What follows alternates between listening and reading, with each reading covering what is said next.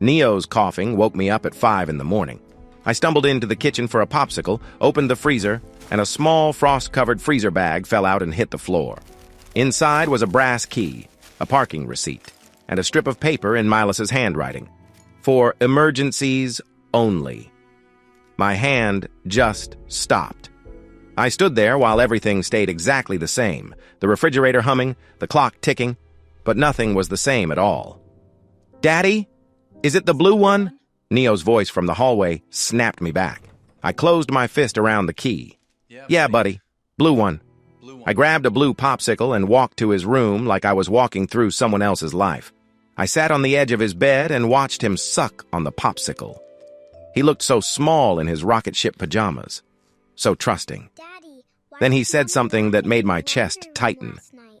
"Daddy, why was Mommy laughing in the laundry room last night?" What do you mean? I stopped breathing for a second.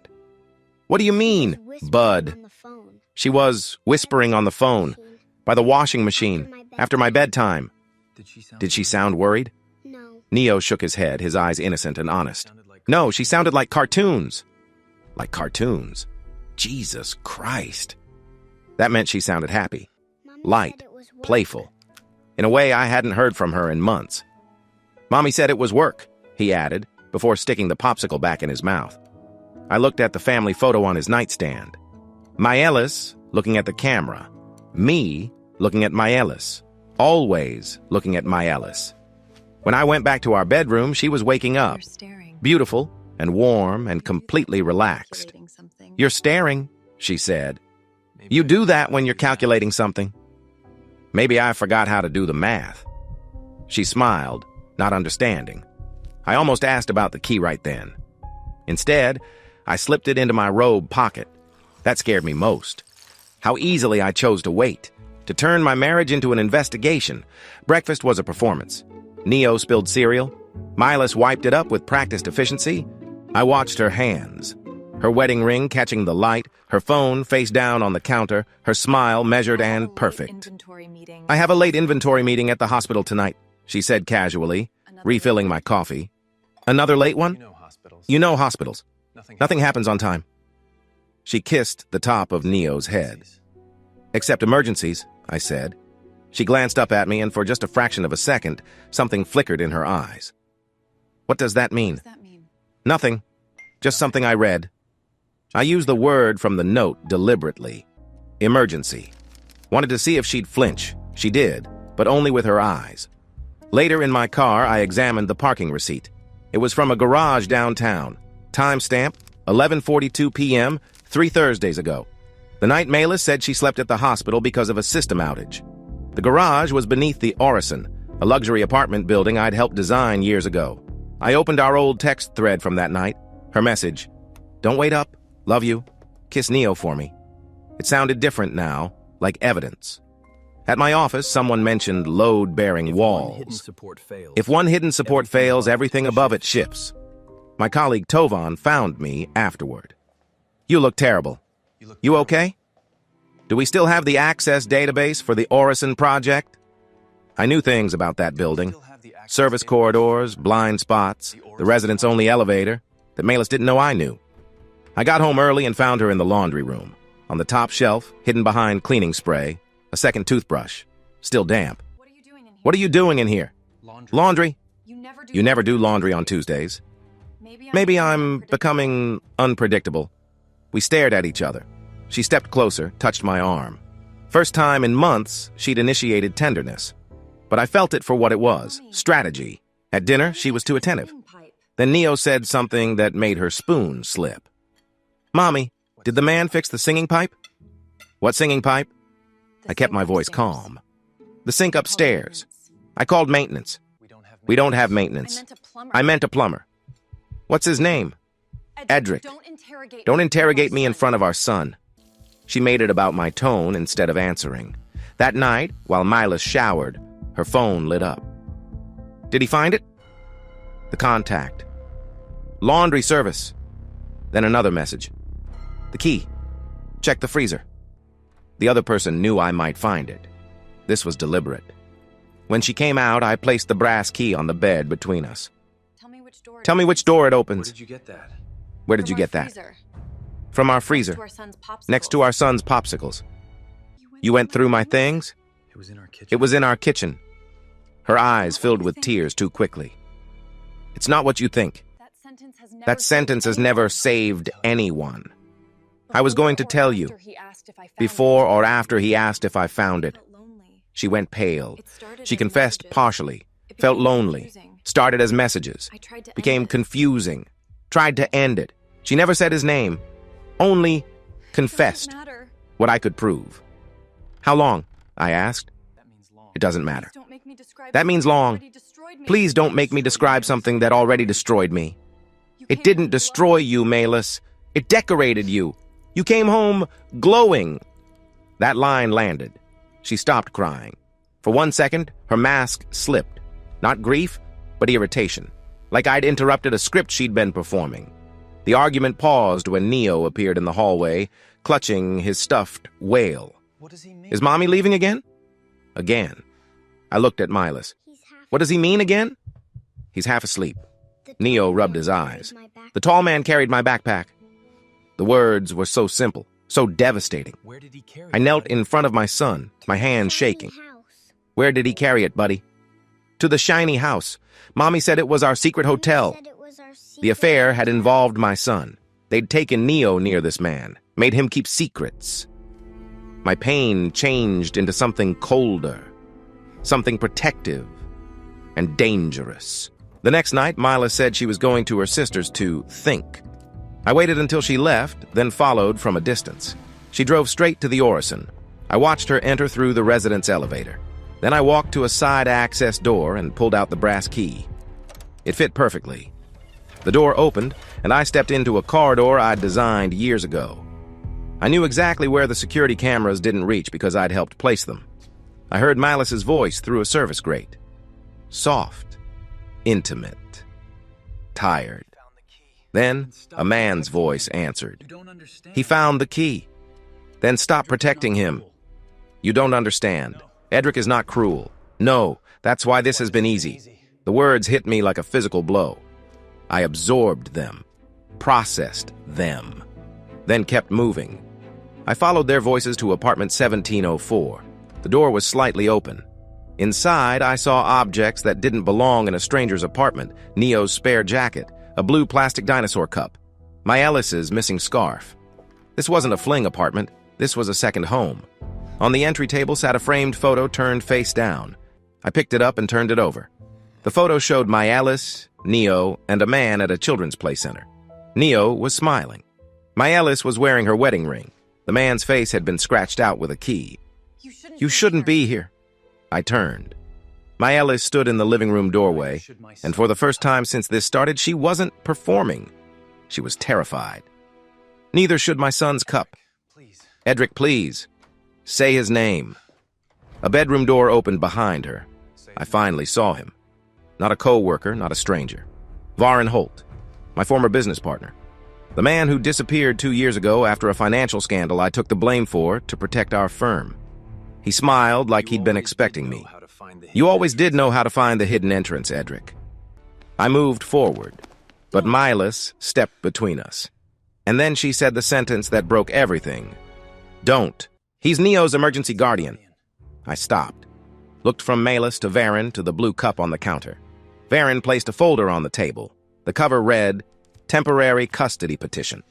Prepared Statement of Maelis Voss. I opened it with numb fingers. The first line of her statement, I fear my husband has become unstable. I looked up at my wife and my former friend standing together in this secret apartment with my son's belongings scattered around like props in a play I'd never been told I was in. How long have you been planning this? How long have you been planning this? My voice sounded calm. Too calm. Neither of them answered. I realized I'd walked into a trap I'd designed myself. I walked out of that apartment like I was underwater. Everything moved slow. Everything sounded muffled. The elevator ride down felt like it took an hour. I kept staring at the brass key in my palm. The same key that opened their secret. The same key I'd designed access points for years ago when I thought I was building something permanent. Funny how the things you create can trap you later. My car was 2 blocks away. I don't remember walking to it. One second I was standing in the lobby of the Orison. The next, I was sitting behind the wheel with the engine running and no memory of starting it. I pulled the folded custody petition from my jacket pocket, smoothed it flat against the steering wheel. Temporary custody petition. Prepared statement of Maelis Voss. I fear my husband has become unstable. The words looked different now. Clinical. Prepared. Like she'd been building this case for months while I thought we were just drifting apart. I drove. Didn't know where. Just away. 2 blocks from the Orison, I pulled into an empty lot behind a closed furniture warehouse and killed the engine. Then I pulled out my phone and opened the voice memo app. The recording was still there. 23 minutes of audio I'd captured through that service grate before walking into their apartment. Before seeing my son's dinosaur cup on the counter.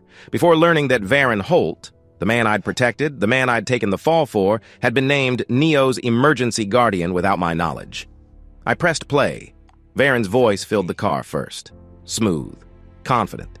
The same voice that used to pitch clients in our office. He found the key. Then, Maelis. Tired. Almost irritated. Then stop protecting him. You don't understand. No. Edrik is not cruel. No. That's why this has been easy. I stopped it there. Rewound 15 seconds. Played it again. That's why this has been easy. I must have replayed that line 30 times before moving forward. The next part was worse. The petition goes through Monday, Varen said. Judge Merrick already reviewed the preliminary psych eval. Your statements about his work obsession, the anger issues, the way he... Stop! Maelis cut him off. I don't want to hear it again. I know what I wrote. You wrote the truth. You wrote the truth. I wrote what needed to be written. Silence on the recording. Then the sound of footsteps.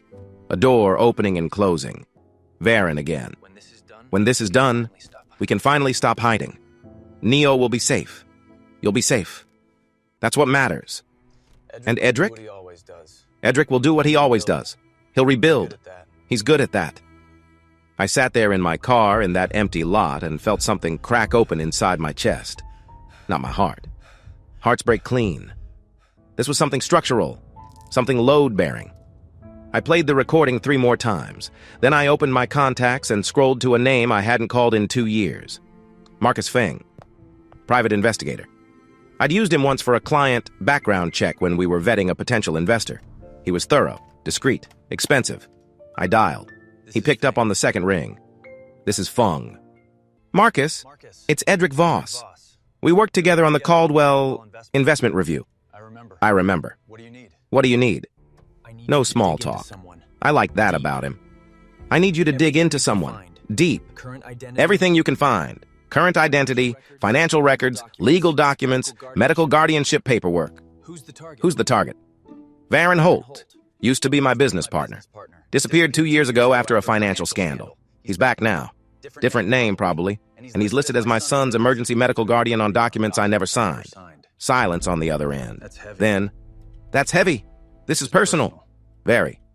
I'll need a retainer, 5,000. Another 5 when I deliver. Done. I'll wire it tonight. Send me everything you have on him. Photos, old addresses, known associates, social security number if you have it. And Edrik? Yeah. If he changed his identity legally, there's going to be a paper trail. If he did it illegally, there's going to be people who helped him. Either way, I'll find it. But you need to be prepared for what comes next. What do you mean? I mean, once you start pulling on threads like this, things unravel fast. You sure you want to know what's under there? I looked at the custody petition on my passenger seat, at the brass key still in my palm, at my wedding ring catching the streetlight. I'm already standing in the rubble, Marcus. I just need to know how deep the foundation goes. Understood. I'll be in touch. He hung up. I sat there until the battery warning chimed on my phone. Then I plugged it into the charger and watched the recording app icon on my screen. 23 minutes of my wife and my former friend planning my removal from my own life. I should have driven home. Should have confronted Maelis again. Should have called a lawyer. Instead, I leaned the seat back and closed my eyes. I didn't sleep. Just replayed every conversation I'd had with Maelis over the past 6 months. Every late hospital shift, every time she'd smiled at her phone and then tucked it away when I walked in. Every time Neo had mentioned Mommy's friend, or the tall man, and I'd dismissed it as kid stuff. I'd been so focused on being a good husband that I'd missed all the signs of being a disposable one. At some point, the sun came up. I watched it through the windshield, painting the warehouse wall orange and gold. My phone buzzed. A text from Tovan. "Where are you? You missed the morning meeting. Blake is asking questions." I stared at the message for a long time before typing back. "We need to talk. Off the record." 3 dots appeared. Disappeared. Appeared again.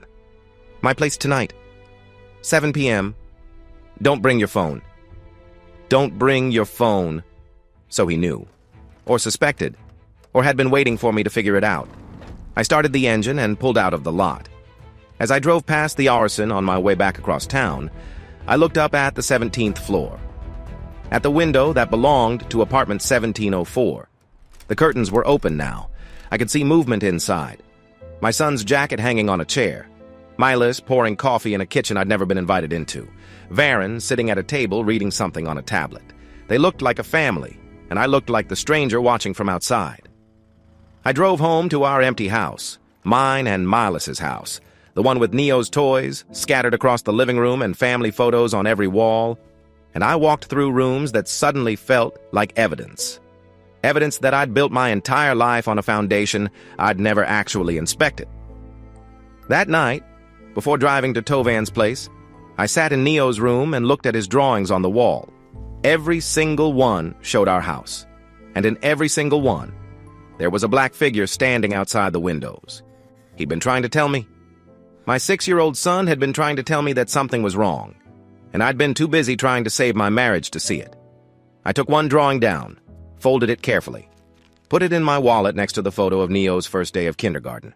Then I turned off all the lights, locked the front door, and drove to Tovan's apartment with the brass key still in my pocket and the recording still playing in my head. That's why this has been easy. Easy. They'd made destroying my life look easy because I'd designed all the exits myself. Tovan's apartment was in a converted warehouse near the river. I knocked twice and waited.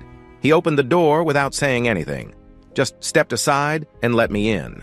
The place was sparse, clean, no photos on the walls, no personal touches, like he'd been ready to disappear at any moment. "You want something to drink?" he asked. "No." We stood in his living room facing each other like strangers who used to be friends. "How long have you known?" I asked. Tovan ran a hand through his hair, looked away, looked back. "Suspected or knew for certain?" Don't play word games with me right now. 3 months. Maybe 4. I saw Varen at a coffee shop downtown. He was using a different name, had different ID. I followed him for 2 days before I understood what he was doing. And you didn't tell me. He said he'd destroy me if I did. Said he had evidence from the original scandal that would put me in prison.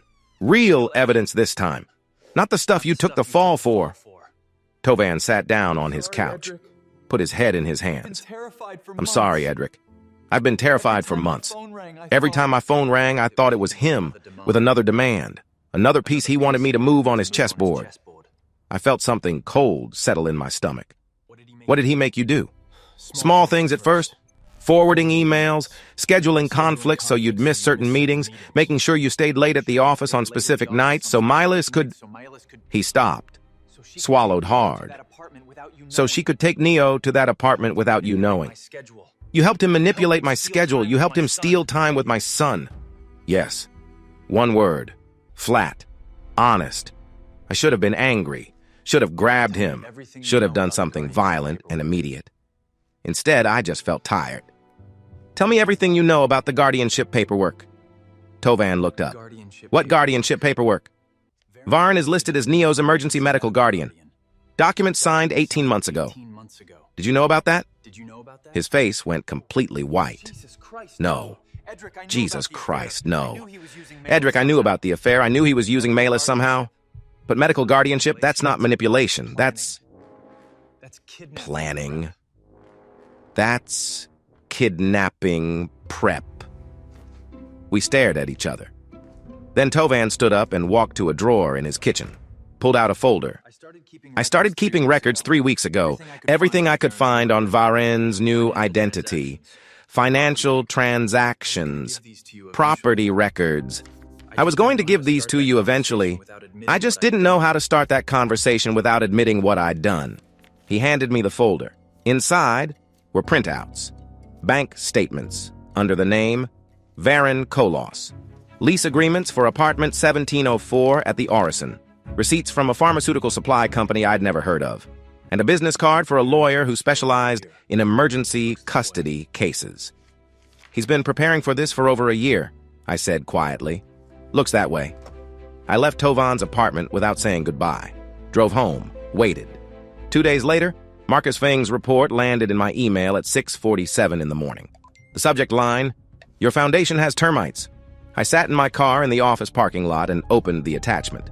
Varon Holt had legally changed his name to Varon Kolos 20 months ago. Clean process. Filed through a lawyer in a different county. No criminal record under either name. But the medical guardianship documents were the nightmare. Signed 18 months ago at a law office downtown. Witnessed by 2 people I'd never heard of. Maelis' signature at the bottom looking exactly like her signature always looked. According to the documents, I had been deemed psychologically unfit to make emergency medical decisions due to documented anger management issues and obsessive work patterns that impair judgment. There were psychiatric evaluations attached, 3 of them, all dated before I'd ever met the psychiatrist who supposedly wrote them. I forwarded everything to Tovan. Then I called him. Check your email, I said when he answered. Silence while he opened it. Then I heard him exhale slowly. This is fraud. This is forgery. This is why he needed you helping with my schedule. He needed me documented as unstable, needed evidence of me working late, missing family dinners, being absent. The pharmaceutical company on those receipts, Tovan said. I looked it up last night. They manufacture experimental medications for genetic disorders. Rare ones. My hands went numb. What kind of genetic disorders? The kind that kill children if they're not treated early. I sat there in my car staring at the guardianship documents on my screen while my brain tried to process what Tovan was saying. Does Neo have a genetic disorder? I don't know. But Varon thinks he does. Or he's convinced Maelis he does. I ended the call. Walked into my office building like a ghost. Tovan was already at my desk when I arrived. He looked like he hadn't slept. I called Marcus Feng this morning, he said. Asked him to dig deeper into the pharmaceutical angle. He's checking hospital records, Neo's medical files, anything that might show what Varon knows that we don't. I opened my laptop and pulled up the email again. Scrolled through the guardianship documents one more time. Then I showed Tovan the signatures page. He leaned in, went pale. That's not just Maelis' signature. That's Dr. Helena Werner's signature, too. She's the chief medical officer at the hospital where Maelis works. You know her? I know of her. She's connected to that pharmaceutical company. Sits on their board. And, Edrik? He pointed to another name on the witness list. That's Judge Marek's clerk, the same judge who's reviewing the custody petition Varon filed. The room felt smaller suddenly, like the walls were closing in. They bought a judge. Or Varon has something on him. Either way, you're fighting a system that's already rigged. I stood up, grabbed my jacket. Where are you going? To file for divorce and emergency custody. Today. Edrik, wait. You need to think about this.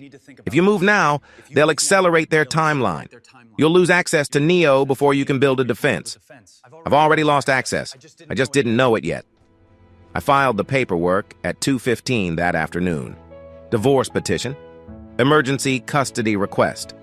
Motion for supervised visitation pending investigation into the fraudulent guardianship documents. My lawyer's name was Sarah Milken. She was sharp and expensive and didn't waste time on sympathy. This is going to get ugly. This is going to get ugly, she said. They've been building their case for over a year. You're starting from scratch. Then we build fast. 48 hours later, Maelis countered. Her petition arrived by courier at my office. Tovan was there when I opened it. The cover letter was 2 pages of accusations, work obsession, emotional unavailability, anger issues that made me a potential danger to our son during high-stress situations. Then came the evidence.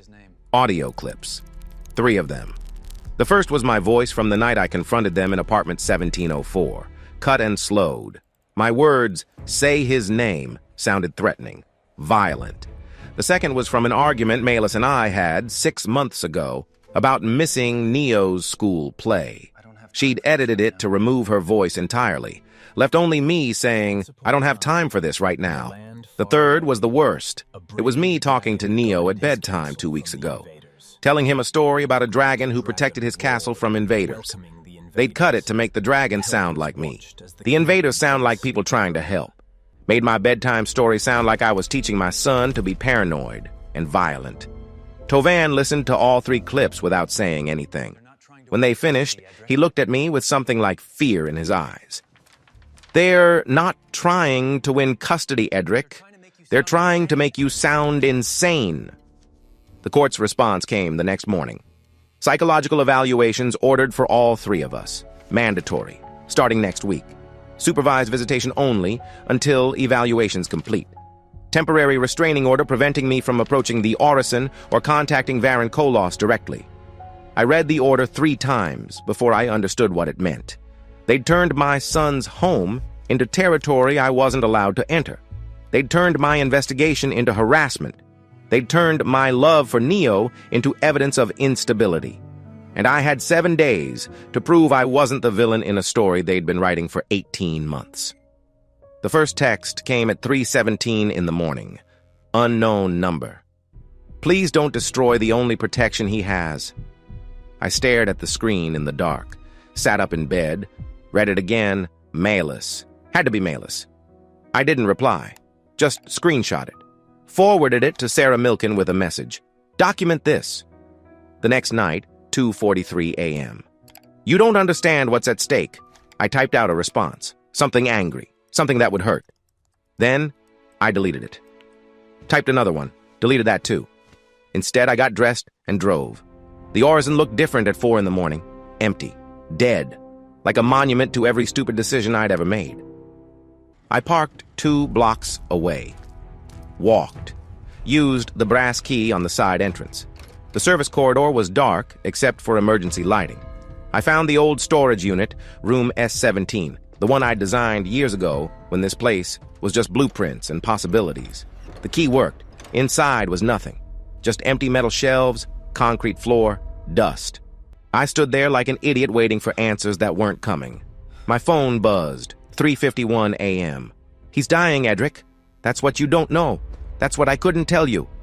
I felt the floor shift under me. Typed back before my brain could stop my fingers. "Who's dying?" 3 dots. Then nothing. Then 3 dots again. "I can't do this over text. Meet me. Please." I wanted to throw the phone against the wall. Wanted to scream. Wanted to drive to wherever she was and make her say it to my face. Instead, I just stood there in that empty storage room holding my phone like it was a bomb about to go off. Then I deleted her number from the thread. Drove home. Watched the sun come up through my windshield. "Jesus Christ! Maelis!" I said, out loud to nobody. "What the hell did you do?" At my office that morning, Tovan found me staring at nothing.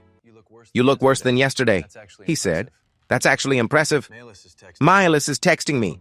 From a burner. What's she saying? That Neo's dying. Tovan went white, sat down hard. Dying from what? She won't say. Wants to meet. Don't! It's a trap. You know it's a trap. They'll record the whole thing, edit it, use it against you in court, make you look unstable, make you look dangerous. What if she's telling the truth? Then she would have told you before signing guardianship papers with the man who destroyed your career. She would have told you before moving your son into a secret apartment and making him keep secrets from his own father. She would have told you before making you sound like a goddamn psychopath in court documents. He was right. I knew he was right. But that word kept echoing in my head. Dying. That afternoon, a courier showed up at my office. Legal envelope. My name handwritten on the front in careful block letters. Inside were drawings, 6 of them, all from Neo. I spread them across my desk. Tovan stood next to me. Didn't say anything for a long time. Every single drawing showed our house. The blue one with the white shutters, the oak tree out front, Neo's bedroom window on the 2nd floor, and in every single one there was a black figure standing outside. Different positions, different windows, but always outside, always watching. When did he draw these? Tovan asked quietly. This week, during supervised visits. My lawyer says the therapist has him doing art therapy. These aren't therapy, Edrik. These are messages. From a 6-year-old? From someone using a 6-year-old. I picked up the one that showed the black figure by Neo's bedroom window. The detail was too good, too precise, like he'd been staring at it for hours. He's not drawing from imagination, I said. He's drawing what he's seen. My phone buzzed. 4:47 p.m. Look at the drawings. Really look. He's trying to tell you something I can't. I forwarded it to Sarah. Then I looked at them again. The black figure was always outside the house. Never inside. But in the last drawing, the one showing our whole house from the street, there was something different. Neo had drawn himself in the upper window, and in his hand was something small, rectangular, a key maybe, or a card. What is he trying to tell me? I said out loud. Tovan leaned closer. Look at the angle. He's not drawing the figure from inside the house looking out. He's drawing it from the figure's perspective, like he's been outside looking in. I felt sick. That night I drove past our old house, 600 feet away because of the restraining order. Sat in my car and watched. Neo's bedroom light was on. I could see movement, small, child-sized. My son was in there right now, brushing his teeth probably, getting ready for bed, maybe asking for one more story, and I was sitting 600 feet away like a stranger, like a threat. My phone lit up, 11:23 p.m. Tomorrow, the park on 5th noon, please. For him. I didn't reply, just sat there watching until Neo's light went out at 8:47. Then I drove to an all-night diner, ordered coffee, stared at those drawings spread across the table. The waitress came by around 2 a.m. You okay, hun? Yeah, just trying to figure out what my kid's trying to tell me. Must be important. Everything he tells me is important. I just forgot how to listen. She refilled my cup, left me alone. At 6 a.m., I finally went home, showered, changed, looked at myself in the mirror. I looked like hell, like someone who'd been awake for 3 days straight, which I had been. My phone buzzed one more time, 6:34 a.m. I know you won't come. I know you don't trust me, but the figure in his drawings isn't Varen. It's Death, and it's been standing outside our window since before you ever found that key. I was just trying to keep it from coming inside.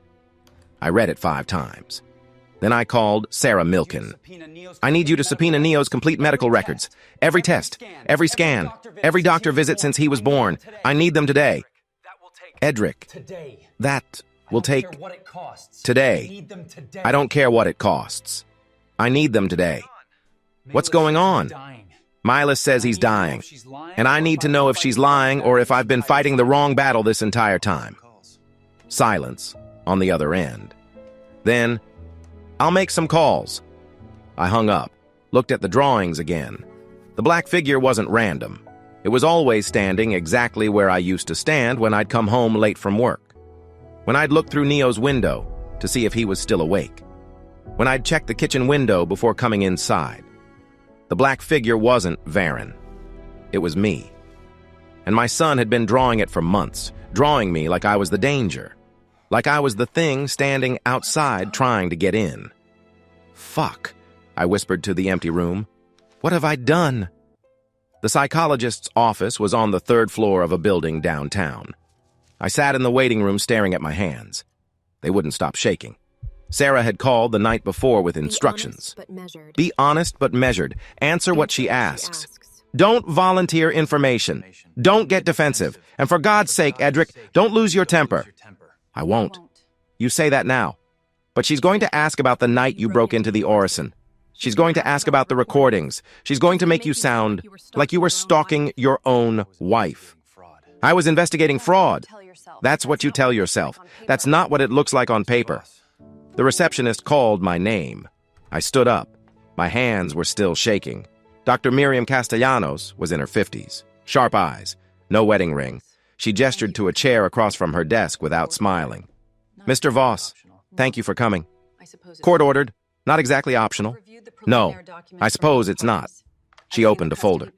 I've reviewed the preliminary documents from both parties. I've seen the custody petition, the counter petition, the audio evidence, the restraining order, and I've read your wife's statement about your emotional state over the past 18 months. I didn't say anything, just sat there with my hands in my lap trying to keep them still. She noticed. Of course she noticed. Are you nervous, Mr. Voss? Wouldn't you be? I'm not the one being evaluated. Right. You're the one deciding if I'm fit to be a father to my own son. So yeah, I'm a little fucking nervous. She wrote something down. I immediately regretted the profanity. Tell me about the night you followed your wife to the Orison apartment building, she said without looking up. I took a breath, held it, let it out slowly. I found a key in our freezer, a parking receipt, a note that said, "For emergencies only," in Maelis' handwriting. The receipt was from a garage beneath the Orison, a building I helped design years ago. I knew she'd lied about where she was that night, so I followed her. You broke into the building using a service entrance you'd designed. I used a key I found in my own kitchen to access a building where my wife and my former business partner had been taking my son without my knowledge. Did you feel you had the right to enter that apartment? I felt I had the right to know why my son's belongings were in a stranger's home. She wrote more notes. I watched her hand move across the page and wondered what words she was choosing to describe me. Your wife's statement says you've become increasingly obsessive about work over the past 2 years, that you miss family dinners, that you've shown signs of paranoia and anger management issues. Would you say that's accurate? I work long hours because I'm an architect. I missed dinners because my colleague Tovan was manipulating my schedule on Varen's orders to keep me away from home while they built their case against me. And if being angry about discovering your wife is planning to take your child away from you counts as an anger management issue, then yeah, I'm guilty. You recorded a private conversation without consent. I documented evidence of fraud and conspiracy to commit kidnapping. Is that how you see it? That's what it is. She leaned back in her chair, studied me for a long moment. Do you ever feel unstable, Mr. Voss? The question hit me harder than it should have. No. You're certain?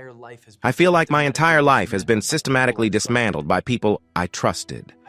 I feel like I'm fighting a rigged system. I feel like I'm losing my son to a man who destroyed my career and is now using forged documents to steal my parental rights. But unstable? No. I know exactly what's happening. That's the opposite of unstable.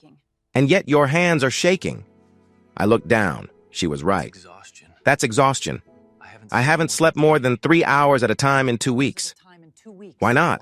Because my wife is texting me at 3 in the morning saying our son is dying, and I don't know if she's manipulating me or telling the truth, and either way I can't do anything about it because there's a restraining order preventing me from going near the place where my child is living.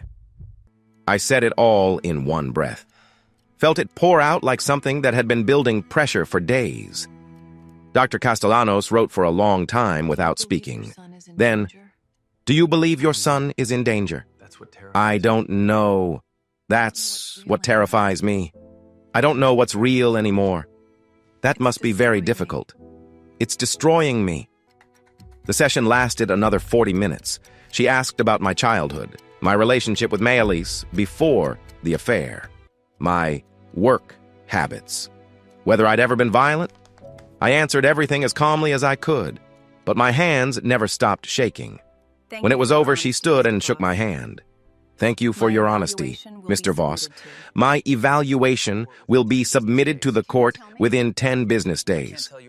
Can you tell me? No, I can't tell you anything. You'll receive a copy when the court does. I drove back to my office in silence. Parked. Sat there for 20 minutes before I could make myself go inside. Tovan was waiting at my desk. How bad? He asked. I don't know. She asked if I felt unstable. I said no. But my hands were shaking the whole time, and she noticed. That's stress. Anyone would. It doesn't matter what it is. It matters what it looks like on her report. My phone buzzed. Email from Sarah Milken. Subject: you need to see this. I opened the attachment. Audio file, 37 seconds long. I pressed play. My voice filled the office, slowed down, distorted. The words from the night I confronted them in apartment 1704. Say his name. Say his name. Tell me which door it opens. You went through my things. It was in our kitchen. They'd cut it, rearranged it, made me sound unhinged, made me sound dangerous, made me sound exactly like what Maelis had described in her petition. I listened to it 3 times. Then I stood up and walked to the window. Tovan watched me. Edrik, don't. Don't what? Whatever you're thinking right now, don't. I looked at my reflection in the glass, at the man staring back at me with hollow eyes and shaking hands. They're winning, I said quietly. They're making me into exactly what they need me to be. You're not unstable. You're exhausted. There's a difference. Is there? Because I just spent an hour trying to convince a psychologist I'm not paranoid while describing a conspiracy that sounds insane when you say it out loud. I wanted to punch something. Wanted to break the window. Wanted to drive to the Orison and confront them both and make them admit what they'd done. Instead, I just stood there with my fists clenched, while my hands shook, and my reflection stared back at me like a stranger. Go home, Tovan said. Sleep. Eat something. You're no good to Neo like this. He was right. But when I got home that night, I didn't sleep. I just sat in Neo's room holding one of his drawings and listening to that audio clip on repeat until the words stopped sounding like my voice at all. The call came 3 days later. Neo's therapist, Dr. Lin. Mr. Voss, I'd like you to come in for a joint session with Neo, tomorrow if possible. Is something wrong? Not wrong exactly. But there are some things I think would be beneficial to discuss with both of you present. Can you make 2 o'clock? I'll be there. I sat in the waiting room the next afternoon watching other parents come and go. They all looked tired, worried, like they were carrying invisible weights.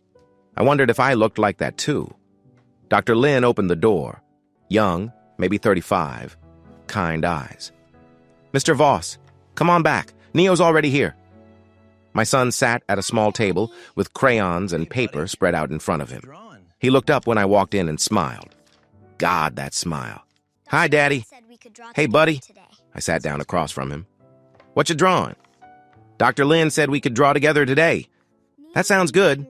Dr. Lin pulled up a chair next to us. Neo's been doing really well with art therapy. He's very talented. Aren't you, Neo? Neo nodded, picked up a black crayon. I'm really good at the game, he said. Something cold touched the base of my spine. What game? I asked. The house game. Mommy taught me. I looked at Dr. Lin. She nodded slightly. Keep going. Can you tell me about the game, bud? Neo started drawing. Our house. The blue one with white shutters. He'd drawn it so many times he had every detail memorized. Every time you come over, I have to draw the house without you, he said casually. Like he was describing the rules to Candyland. It keeps the bad stuff away. My stomach dropped. Who told you that? Mommy. She said if I draw the house and leave you outside, the bad stuff can't get in. What? Bad stuff. Neo shrugged, kept drawing. I don't know. Just bad stuff. I watched his little hand move across the paper. Black crayon outlining the house, blue for the shutters, green for the grass. Then he started drawing a figure, tall, standing by the front door. No face, just a tall black outline where a person should be. Who's that? I asked. My voice sounded far away. The tall man. He's always there now. Is that Varen? Neo looked confused. Who's Varen? The man at Mommy's other house. Oh, no. This is different. This is the man who stands in the doorway. Mommy says he's keeping watch. Dr. Lin leaned forward slightly. Neo, have you seen this tall man? Or is he pretend? I see him at night sometimes. When Daddy used to come home late, he'd stand outside and look in the windows. Mommy said he was keeping us safe. I felt something break open inside my chest. Neo, I said carefully, when did you start seeing the tall man?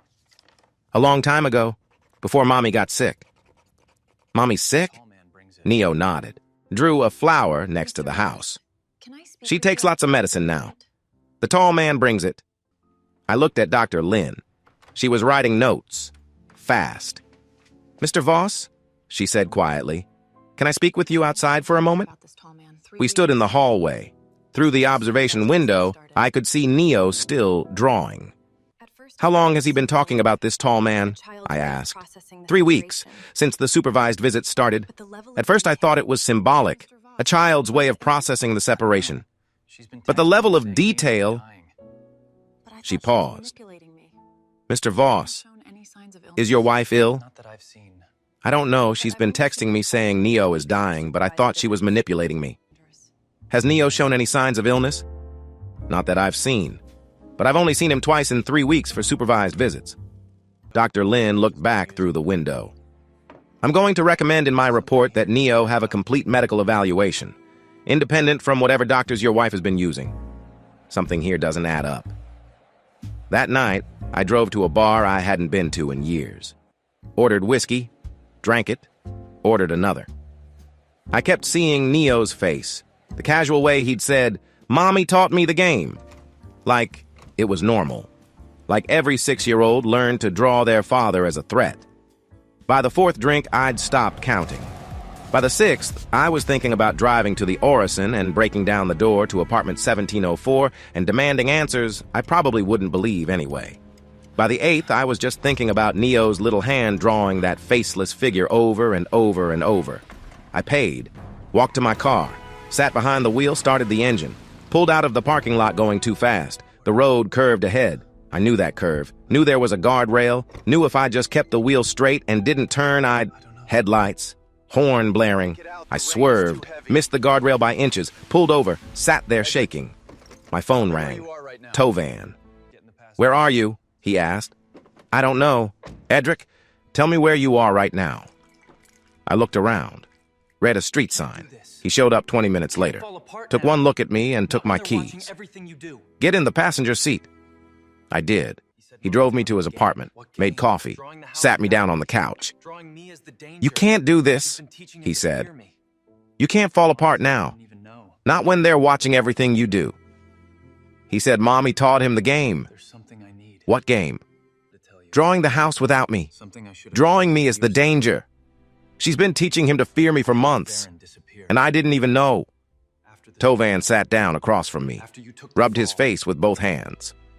"There's something I need to tell you," he said. "Something I should have told you years ago." I looked at him. "I helped Varin disappear," he said. "After the scandal. After you took the fall. He came to me with evidence that I'd been cooking the books on 3 different projects. Real evidence. Evidence that would send me to prison for fraud. He said he'd bury it if I helped him fake his identity change and disappear. So I did. I helped him find the lawyer, helped him create the paper trail, helped him become Varin Kolos." He said it all in one long exhale, like he'd been holding it for years. "Why?" I asked. "Because I was terrified. Because he had me by the throat and I didn't see another way out. Because I'm a fucking coward who let you sacrifice yourself while I saved my own ass." "You've been working for him this whole time." "No, not the whole time. He disappeared for 2 years. I thought it was over. Then he showed up at that coffee shop 3 months ago and told me it was time to pay the rest of what I owed him. Said he needed help with you, with your schedule, with making you look absent and obsessed and unstable. And I did it because I was still that same fucking coward." I sat there trying to process it. "Does he have anything on you now?" "No. I checked. The evidence he had was destroyed 2 years ago when the statute of limitations ran out. He's been bluffing this whole time. I was just too scared to call it."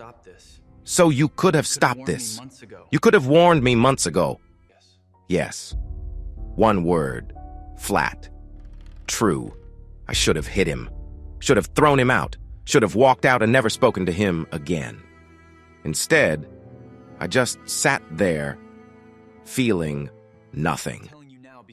"I'm telling you now," Tovan said, "because you need to know what you're up against. Varin's not just after custody. He's not just trying to replace you as Neo's father. He's been planning something bigger. Those pharmaceutical receipts, the medical guardianship documents, Maelis' texts about Neo dying. It's all connected to something I helped him set up without realizing what it was." "What did you set up?" "A shell company. 2 years ago, right before he disappeared. He said it was for consulting work, but I found the incorporation papers last week while I was going through the files I'd been keeping. The company name is Biogen Solutions. It's registered to the same pharmaceutical company that makes those experimental drugs, and Varen is listed as the medical director. What does that mean? It means he's not just using Maelis. He's using Neo for something medical, something experimental, and whatever it is, he needs you out of the picture to do it. I stood up, walked to the window, looked out at nothing. He's going to kill my son, I said quietly. I don't know. Maybe. Or maybe he's trying to save him and Maelis thinks this is the only way. Either way, you can't get drunk and drive into guardrails. You need to be sharp. You need to fight. I turned around. Help me. What? You helped him build this. Help me tear it down. Tell me everything you know, every document, every conversation, every piece of the plan you helped him put in place. Help me save my son. Tovan looked at me for a long moment. Then he nodded. Okay, but we start now, and we work fast.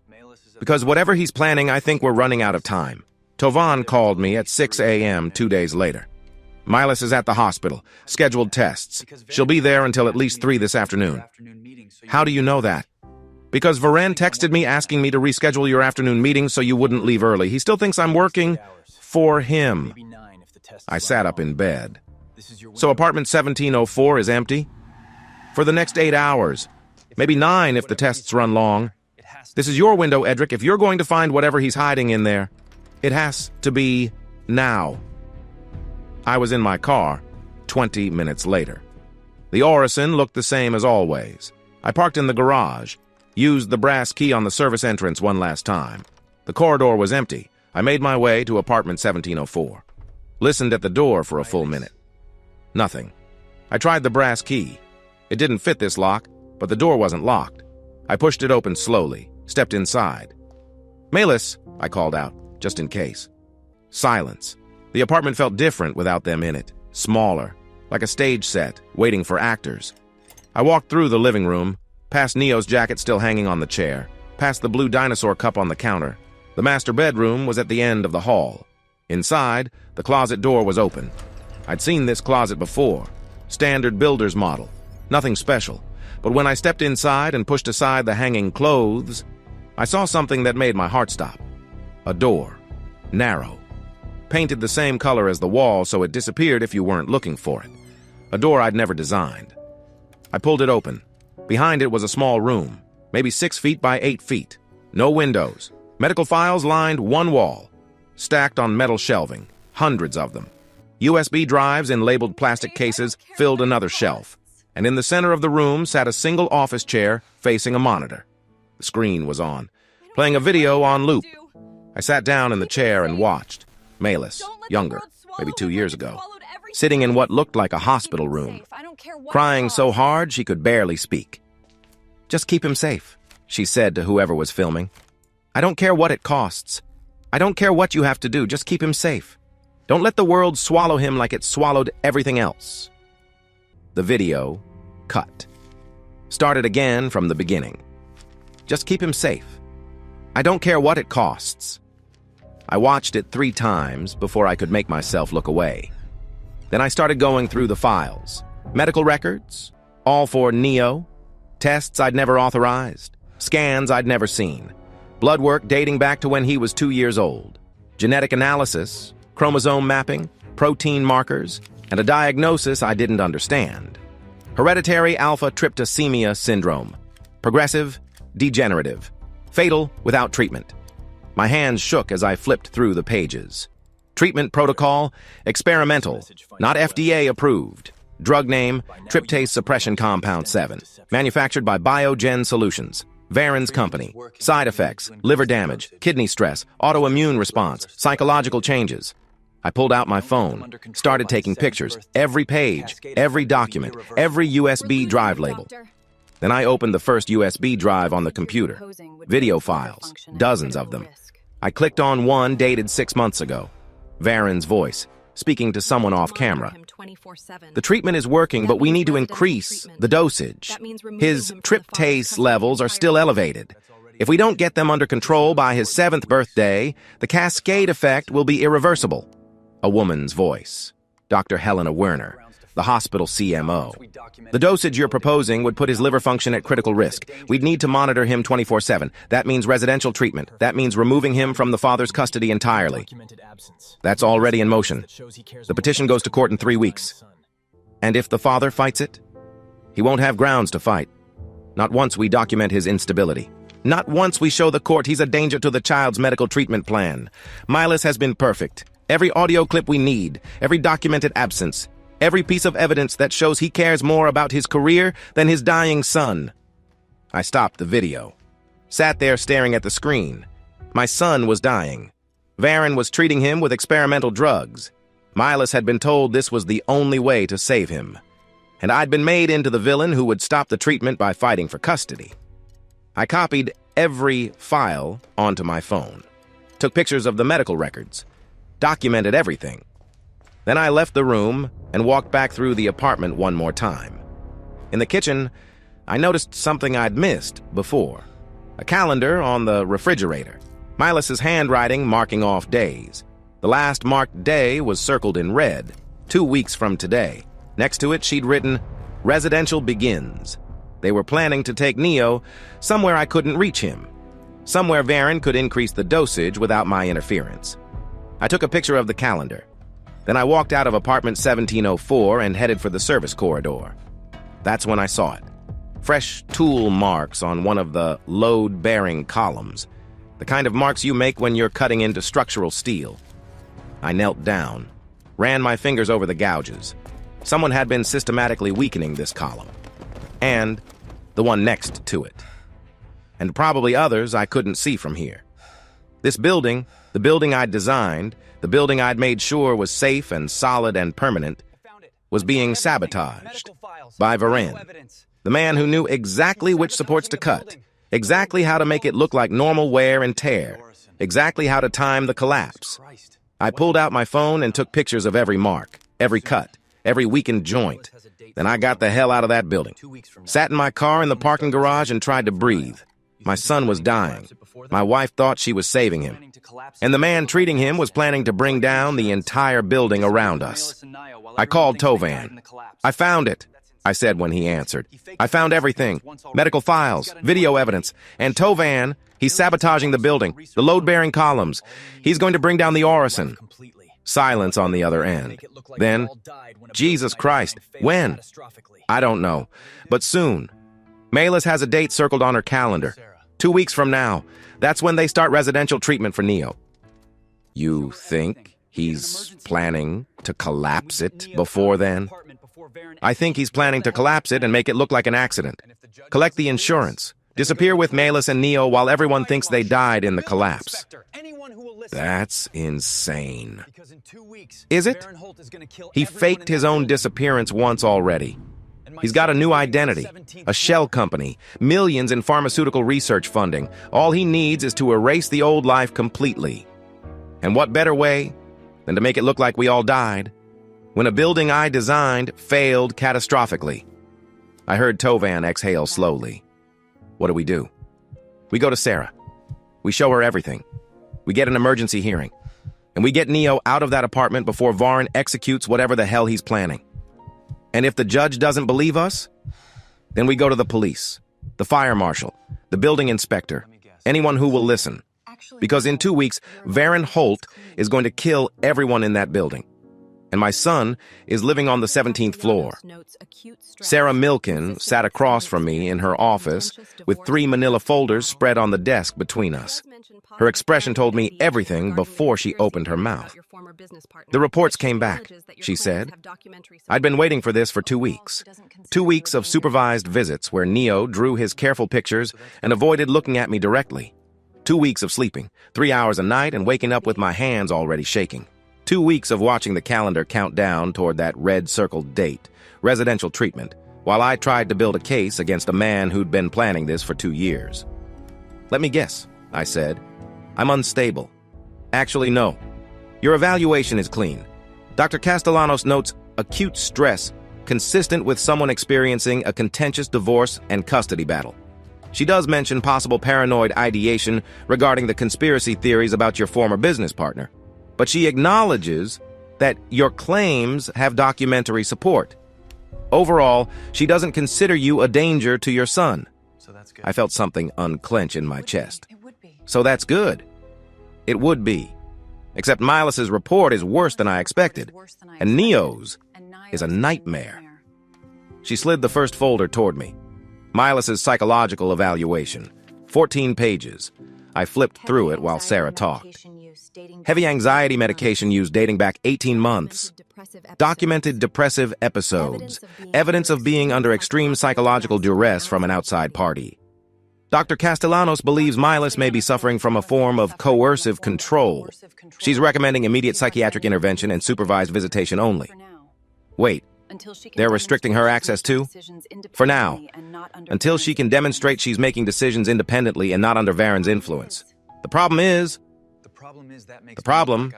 that makes me look like I was right all along, which means the court might actually believe me about the rest of it. Sarah nodded slowly. Which brings us to Neo's evaluation. She opened the third folder. I read the first page, then the second. By the third page, I couldn't see the words anymore because my hands were shaking too hard. Neo's therapist had documented everything, every drawing, every mention of the game, every casual reference to the tall man and the secret apartment and mommy's medicine and the rules about keeping daddy outside. And at the bottom of page 7, in clinical language that somehow made it worse, the child has been systematically conditioned to associate his father with danger and instability. This conditioning appears deliberate and sustained over a period of several months. Recommend immediate intervention to prevent long-term psychological damage to the parent-child relationship. I set the report down carefully.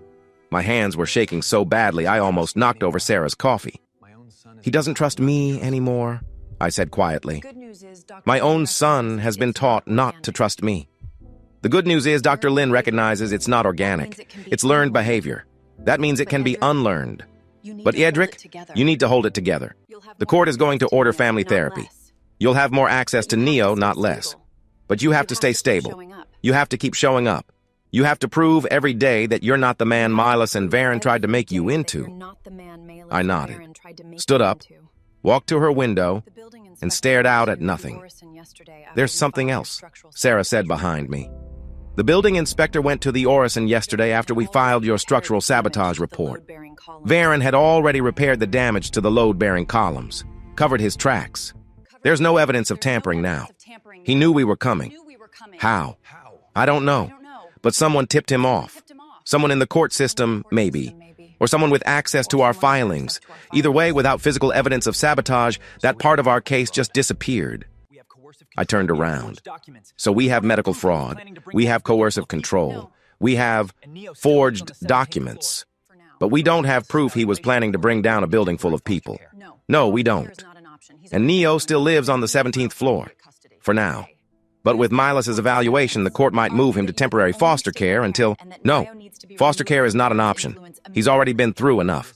Then you need to file for immediate custody. Today. Use these reports as evidence.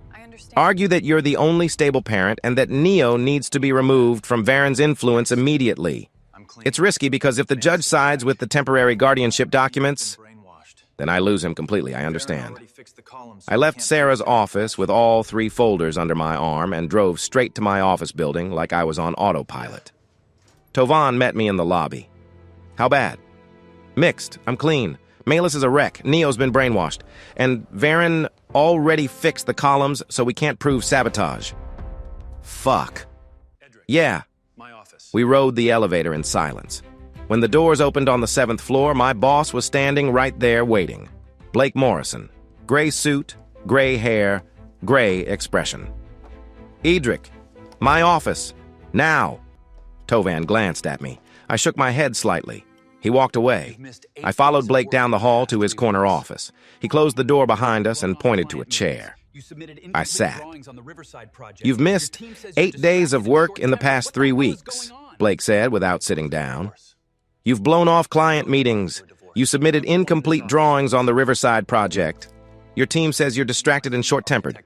What the hell is going on? I'm going through a divorce. I know you're going through a divorce. Everyone in this office knows. But we're also going through the biggest contract negotiation in the firm's history, and I need my senior architect present and functional. So I'm going to ask you one more time. What is going on? I looked at him, at his gray suit and his gray hair and his complete lack of understanding about what it felt like to lose everything while the world just kept demanding you show up and be productive. I'm fighting for custody of my son, I said flatly. My wife had an affair with my former business partner. He forged medical documents to get himself listed as my son's legal guardian. He's been systematically destroying my reputation and conditioning my 6-year-old to fear me. The court just released psychological evaluations showing my son has been taught to associate me with danger. So yeah, Blake, I'm a little fucking distracted. Silence. Blake sat down slowly. Jesus Christ, Edrik. I'm handling it. You're not handling it. You're falling apart. I can see it from here. I just need a few more weeks. Once the custody hearing is done, take a leave of absence. 6 weeks. What? Take a leave. Paid. 6 weeks. Get your family situation sorted out. Come back when you're ready to actually be here. Because right now, you're a liability and I can't afford liabilities. I don't need a leave. I need to work. I need the routine. I need something in my life that isn't... I'm not asking, Edrik. I'm telling you. Effective immediately. 6 weeks. HR will process the paperwork today. He stood up, extended his hand. I stared at it for a long moment. Then I shook it and walked out. Tovan caught up with me at my desk. What happened? I'm on leave. 6 weeks. Effective now. Shit. Yeah. I packed my laptop, my files, the photo of Neo from his first day of kindergarten that I kept on my desk. Then I walked out of the building at 2:30 in the afternoon on a Tuesday and sat in my car in the parking garage and stared at the steering wheel. 6 weeks of nothing. 6 weeks of waiting for court dates and therapy sessions and supervised visits where my son would draw pictures of me as the faceless threat standing outside his windows. I drove home, sat on the couch, stared at the wall. At some point, it got dark. At some point, my phone buzzed with a text from Tovan. You okay? I didn't answer. At 11:47, I got in my car and drove to our old house, the blue one with white shutters, the one where Neo used to live before Maelis moved him to the Orison. I parked 600 feet away, exactly 600 feet because of the restraining order. Neo's bedroom light was on. I sat there with the engine off and watched. Shadows moved behind the curtain, small shadows, child-sized. My son was in there, getting ready for bed probably, brushing his teeth, putting on his rocket ship pajamas, maybe asking Maelis for one more story, and I was sitting 600 feet away like a goddamn stalker because that's what they'd made me into.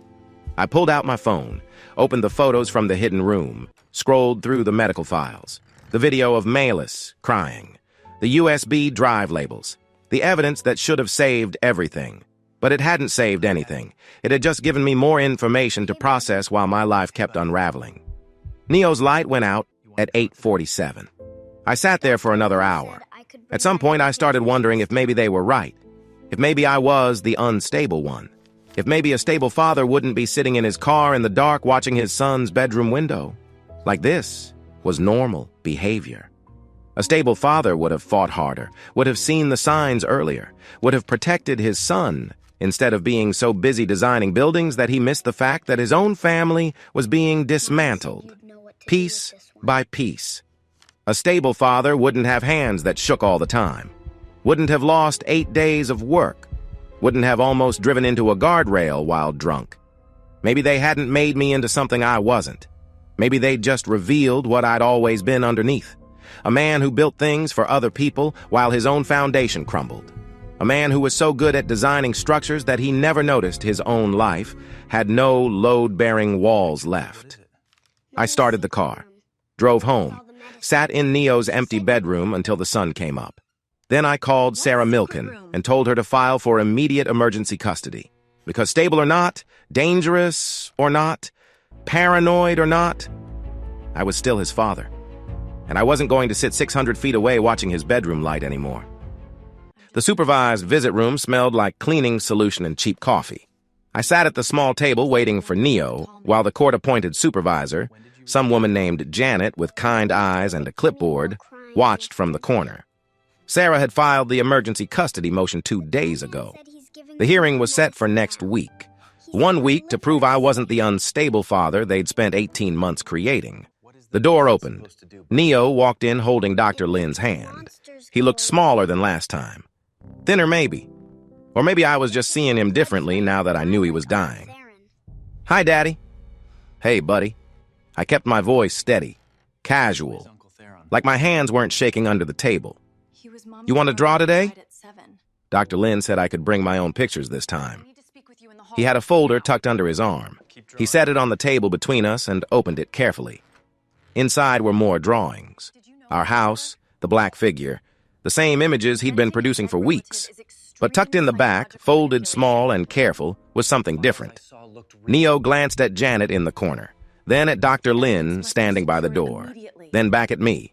His little hand slid the folded paper across the table, fast, like he'd practiced the movement. "Mommy said you'd know what to do with this one," he whispered. I picked it up, unfolded it under the table where the supervisor couldn't see. My stomach dropped. It wasn't the house, it wasn't the black figure, it was the hidden room. Every detail perfect. The metal shelves, the monitor, the chair, the USB drives lined up in their cases, even the narrow door painted to match the wall. And at the bottom, in Neo's careful 6-year-old handwriting, "Mommy says only you can open it now." I stared at the paper, read the words 3 times. Only you can open it now. Maelis knew I'd been in there, knew I'd found the medical files, knew I'd seen the videos, and she was telling me through our son that I needed to go back. "That's a good picture, bud," I said quietly, kept my voice normal. "What is it?" "Mommy's secret room, the one with all the medicine. She said you know where it is." Janet looked up from her clipboard. "What secret room?" Neo glanced at her, then back at me. His eyes were so serious, so much older than 6. "The room where Mommy keeps the tall man's medicine. She said Daddy's the only one who can open it now because Daddy designed all the doors." I folded the paper and slipped it into my pocket. "Your mommy told you to give this to me?" Neo nodded. "Last night. She said the tall man doesn't know about this picture. She said you have to go back before he locks it forever." Before he locks it forever. I looked at Dr. Lynn. She was writing notes. Fast. "Neo," she said gently, "when did Mommy give you this drawing?" "Yesterday, after the tall man left for his meeting. Mommy was crying. She said Daddy needs to see what's in the medicine room before it's too late." Too late for what? "Too late? For what?" Neo shrugged, picked up a crayon, started drawing another house on the blank paper in front of him. "Too late for me, I think. Mommy says the medicine isn't working anymore. The tall man wants to try the stronger kind. But Mommy's scared. She keeps saying his liver can't take it, and we're running out of time." He said it all so casually, like he was describing what he'd had for breakfast. I watched him draw, watched his little hand move across the paper with the same precision he'd used on that hidden room sketch. "Neo," I said carefully, "do you know what's in those medicine bottles? The stuff that's supposed to fix my blood. The tall man says it's the only thing that can stop me from getting sick, like Uncle Theron did." Who's Uncle Theron? Uncle Theron. I felt something cold settle in my chest. "Who's Uncle Theron?" "Mommy's brother. He died when he was 7. Same age I'm going to be in 2 months. Mommy says I have the same sick blood he had. That's why the tall man has to give me the medicine. So I don't die like Uncle Theron." I looked at Dr. Lynn. She'd gone completely white. "Mr. Voss," she said quietly, "can I see you outside for a moment?" I stood up, looked at Neo. "Keep drawing, buddy. I'll be right back." In the hallway, Dr. Lynn closed the door behind us. "Did you know about a brother?" she asked. No. Maelis never mentioned having a brother. I thought she was an only child. We need to verify this. If Neo's been told he has the same condition that killed a relative, real or fabricated, that's a psychological manipulation tactic. It creates urgency, makes the treatment seem essential. Makes anyone who questions it look dangerous. Or it's true, and my son really is dying from the same thing that killed his uncle. Either way, you need to go back to that room. Whatever's in there, Maelis wants you to find it before Varen destroys the evidence. And Mr. Voss? She paused. I'm putting in my report that Neo should be removed from Varen's care immediately. Today, if possible. This is no longer about custody disputes. This is about a child being used in what looks like unauthorized medical experimentation. I went back inside, sat down across from Neo. He'd finished the new drawing, pushed it toward me. Our house again, blue with white shutters. But this time the black figure wasn't standing outside. It was gone. And in the doorway stood 3 people. Small figures, rough, but clear enough. Him, me, Maelis. That's us when this is over, Neo said. Mommy said you'll fix everything. She said you always fix everything. That's what daddies do. I picked up the drawing, stared at it. She really said that? Yeah. Right before she gave me the secret room picture, she was crying really hard. She said, "Tell Daddy I'm sorry. Tell him I thought I was protecting you. Tell him he was right about everything." My throat tightened. Anything else? Neo nodded, leaned across the table, whispered so quietly I almost didn't hear him. She said the tall man is going to do something bad next Thursday. She said you have to stop him before then. She said you're the only one who knows where all the weak spots are. Next Thursday. 6 days from now. The same day circled in red on Maelis' calendar. The day residential treatment was supposed to begin. The day Varen was planning to bring down the building. I left the supervised visit with both drawings in my pocket and drove straight to Tovan's apartment.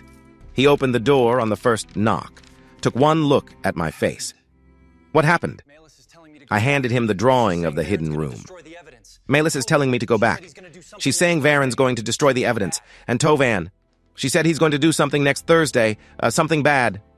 Tovan stared at the paper, at Neo's careful handwriting. Next Thursday is when the building inspector does his final walkthrough. After that, the structural report gets filed. And the Horizon is certified safe for another 5 years. Unless it collapses before then. Jesus Christ. You think he's planning to trigger it during the inspection? I think he's planning to make it look like the inspector missed something critical. Make it look like I designed a faulty building that was doomed to fail eventually. Collect the insurance. Disappear. And take my son with him while everyone thinks we all died in the collapse. I pulled out my phone. Called Sarah Milken. She answered on the second ring. We need an emergency hearing. Today. Tomorrow morning at the latest. Dr. Lin is filing a report recommending Neo be removed from Varen's care immediately. And Sarah, I need you to subpoena the building inspector's schedule for the Horizon. I need to know exactly when he's doing that final walkthrough next week. Because that's when Varen's going to bring down the entire fucking building with my son still inside. Sarah called at 6:30 in the morning. Judge Marek moved the hearing up. Today. 9 a.m. Emergency petition granted based on Dr. Lin's report. Get dressed. We have 90 minutes. I was already awake. Had been awake since 3. Sitting in Neo's room holding that drawing of the hidden room like it was evidence I could present in court. What do I need to bring? Nothing. I've got everything. Just bring yourself. And Edrik? Don't say anything unless the judge asks you a direct question. Don't react to anything Maelis' attorney says. Don't make eye contact with Varen if he's there. Just sit. Look stable.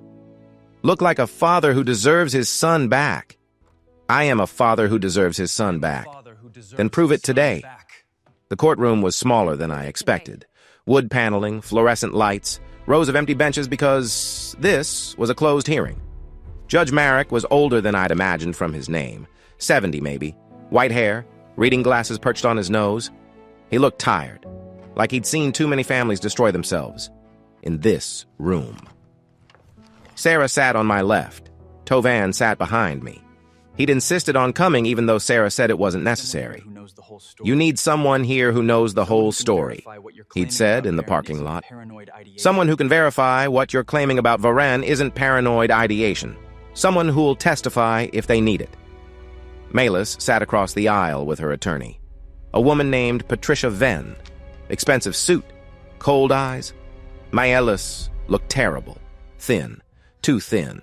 Her cheekbones sharp under skin that looked almost gray. She kept one hand pressed against her side like something hurt there. She didn't look at me. Just stared straight ahead at the judge's bench. Varen wasn't there.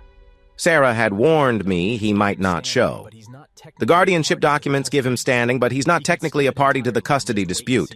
He could skip it entirely and just wait to see who wins. Judge Merrick cleared his throat, shuffled papers. This is an emergency hearing on the matter of Voss versus Voss.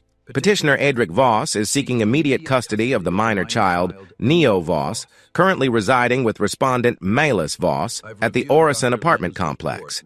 I've reviewed Dr. Lynn's report recommending removal of the child from current living arrangements due to concerns about psychological conditioning and possible medical experimentation. Mrs. Voss, I'm going to hear from you first.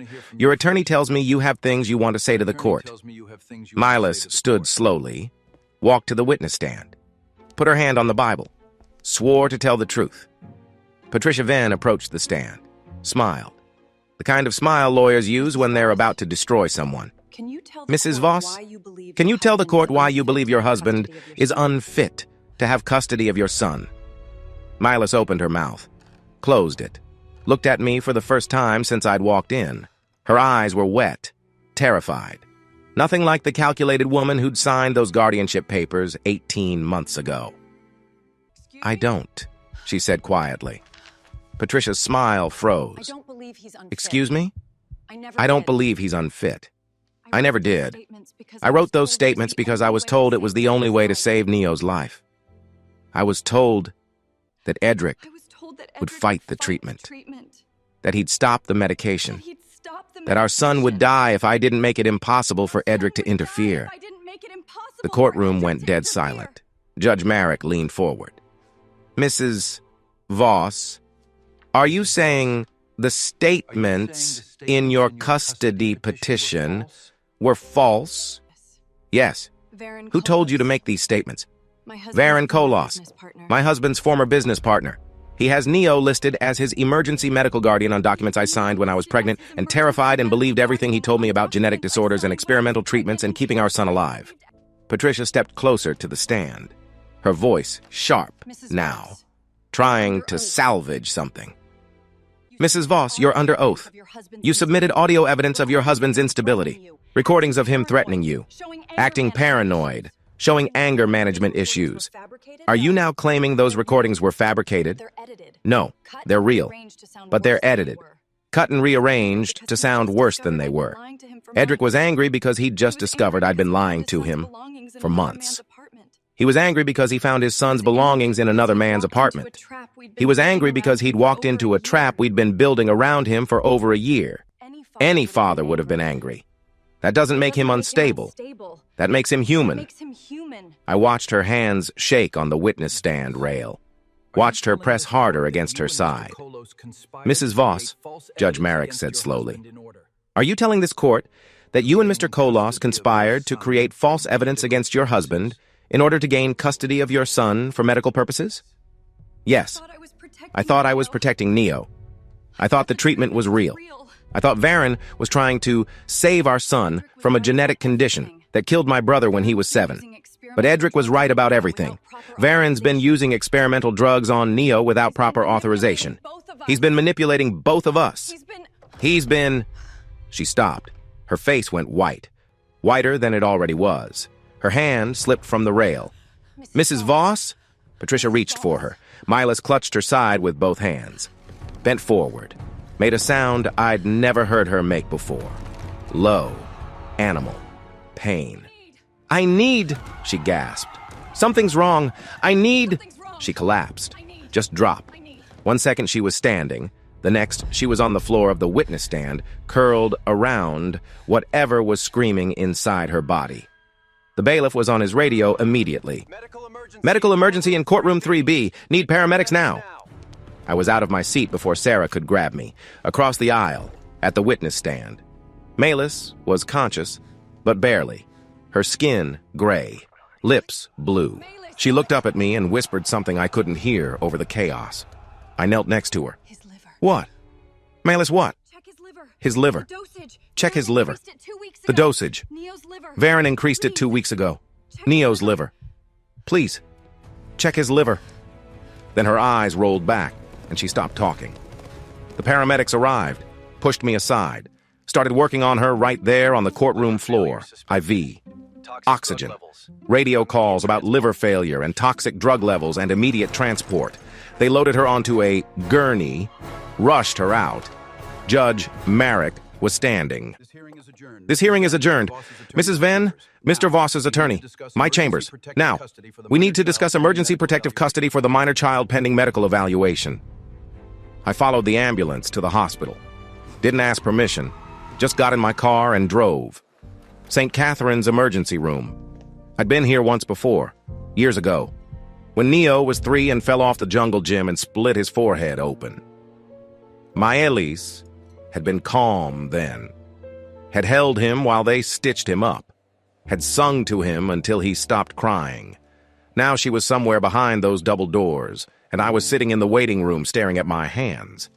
They'd stopped shaking, finally. Everything had gone numb. My phone rang. Tovan. Where are you?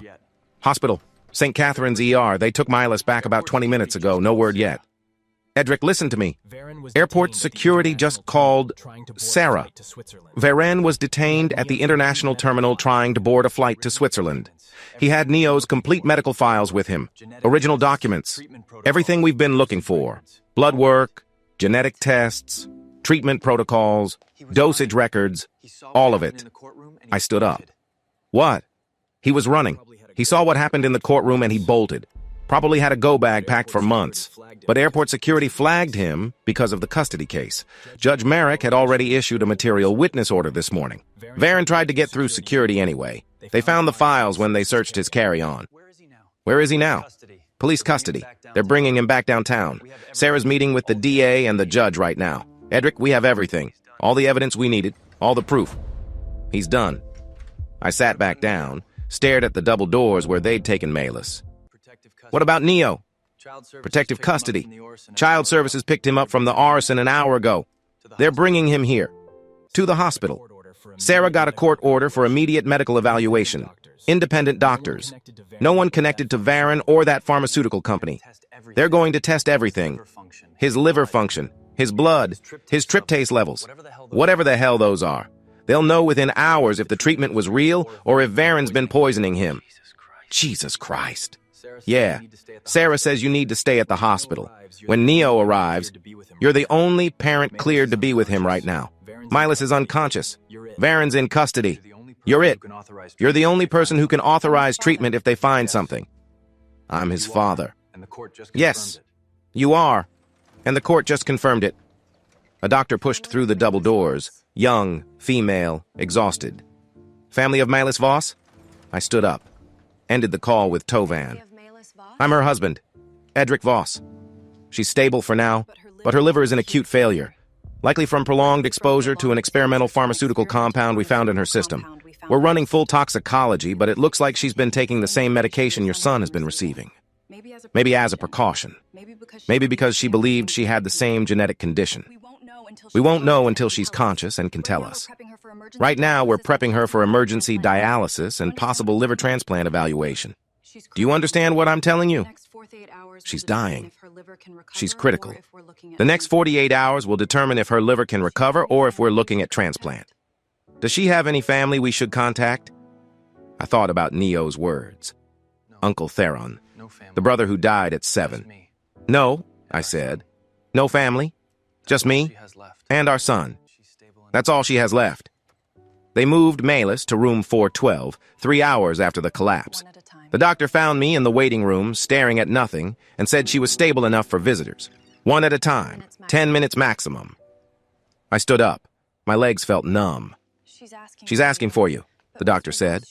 But Mr. Voss, she's heavily medicated. She may not make complete sense. Her liver function is critically low. We're doing everything we can, but you should prepare yourself for the possibility that I understand. I walked down the corridor like I was underwater. Everything moved slow. Everything sounded muffled. Room 412 was at the end of the hall, door half open, machines beeping inside.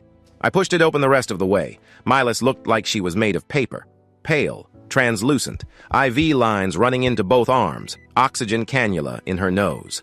Her eyes were closed, but I could see the rapid movement beneath the lids. I sat in the chair next to her bed. Didn't say anything. Just sat there listening to the machines count her heartbeat. I'm here. Her eyes opened. Edrik? Her voice was barely there, like it was coming from somewhere far away. Where's Neo? I'm here. Downstairs. Neo. Child Where's services Neo? brought him in for medical Downstairs. Child Services brought him in for medical evaluation. Independent doctors. He's safe. Varen's in custody. He tried to run. They caught him at the airport with all the files. Good. She closed her eyes. A tear slipped down her cheek. He can't hurt Good. him anymore. That's good. Maelis, He can't hurt him what the anymore. hell did you take? Maelis, what the hell did you Doctors found take? the same The doctors compound found the same compound in your system that Varen. Varen's been giving Neo. Why would you? Why would you, Because I thought if I Because took it too, I could I understand thought what it was doing to if him. I took it too, I could understand what it was The doing side to him. effects. I could monitor the side effects. I could protect him if something went wrong. I was trying to be his shield, Edrik. I was trying to be the thing standing between him and the treatment that was supposed to save his life. The treatment that was killing him. I didn't know. I swear to God I didn't know. Varen showed me the genetic reports, showed me my brother's death certificate, showed me the tryptase levels in Neo's blood that matched the levels that killed Theron. He made it sound like every day we waited was a day closer to losing our son. He made me believe the experimental drugs were the only chance we had. She opened her eyes again, looked at me straight on. But he lied about where the mutation came from. That's what I need to tell you before I run out of time. My stomach dropped. What do you mean, where it came from? The genetic mutation is real, Edrik. Neo really does have hereditary alpha-tryptophanemia syndrome. The blood work doesn't lie, but it didn't come from my side of the family. Theron never existed. I made him up because it was easier than telling you the truth. I stared at her. I don't understand. The mutation came from you, from your genetic line. I found out when I was 4 months pregnant. I'd run a prenatal genetic panel without telling you because I was scared. My mother died young. I thought maybe there was something I needed to watch for. But the results came back showing a paternal mutation.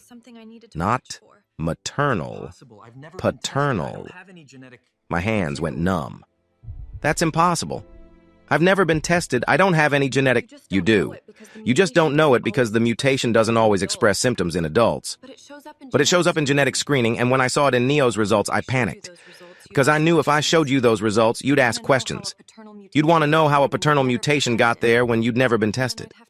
And then I'd have to tell you the truth about the genetic sample I'd used for comparison.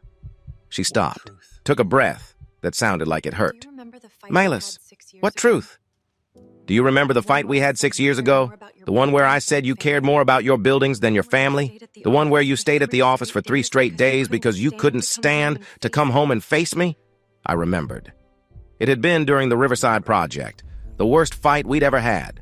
I'd said things I couldn't take back. She'd thrown a glass at the wall. I remember. On the 4th night, you didn't come home, I went to a bar. I was angry. I was hurt. I wanted to hurt you back. And I met someone. A client from your firm. Someone who knew you. Someone who'd had drinks with you at office parties. He was kind. He listened. And when he offered to drive me home, I said yes. And when we got to my car and he kissed me, I didn't stop him. She said it all in one breath, like she'd been practicing for years. I felt the floor tilt under me. You had an affair. One time. One night. In the back seat of my car in the parking garage like I was 20 years old and stupid. I went home the next morning and took the longest shower of my life and swore I'd never tell you. Never let you know how close I'd come to destroying everything. And 2 weeks later, I found out I was pregnant. Jesus Christ, Maelis. I didn't know if Neo was yours or his. I was terrified. I ran every genetic test I could think of without telling you why. And when the paternity results came back showing you were the father, I felt like I could breathe again. But then I saw the mutation, the one that matched your genetic profile, the one that proved Neo was yours biologically, but also proved he'd inherited something dangerous. And I realized I couldn't tell you about the mutation without telling you why I'd run the tests in the first place. So I buried it. I created a fake brother. I told myself the mutation was probably nothing. I convinced myself Neo would be fine. Until Varen. He found the genetic report somehow. I still don't know how. Maybe he hacked my medical files. Maybe someone at the lab sold the information. But he approached me 2 years ago with a folder full of evidence, blood work, genetic analysis, a diagnosis I couldn't argue with. And he told me Neo was dying, that without treatment he'd be dead before his 10th birthday, that the only way to save him was experimental drugs his company had developed specifically for this mutation. She closed her eyes. Her voice got quieter. He never knew about the affair, never knew about the genetic sample comparison. He just knew Neo had the mutation and that you didn't know about it. And he used that ignorance like a weapon. He said if I told you, you'd fight the treatment. You'd demand second opinions. You'd slow everything down with your questions and your research and your need to understand every detail. He said the only way to save Neo was to keep you in the dark, to make you the villain, to build a case against you that was strong enough to remove you from medical decisions entirely. So you did. So I did. I let him move us into that apartment. I let him forge the guardianship documents. I let him schedule my life and manipulate yours and teach Neo to draw you as the danger standing outside our windows. I let him turn you into everything you weren't because I thought I was buying our son's life with your reputation. I thought it was a trade I could live with. Until your liver started failing. Until I realized the treatment was poison. Until I started seeing the same symptoms in myself that Neo was showing. Until I understood that Varen wasn't trying to save our son. He was using him for pharmaceutical research. Using both of us. And the genetic mutation was just the cover story. The thing that made it all seem necessary and urgent and impossible to question. I sat there trying to process what she was telling me. My son's illness was real. The mutation was real. But it came from me. From my genetic line. From a test Maelis had run to determine paternity after a one-night stand I'd never known about. And Varen had weaponized her guilt. Turned her affair into leverage. Turned her fear into compliance. Why didn't you just tell me? I asked.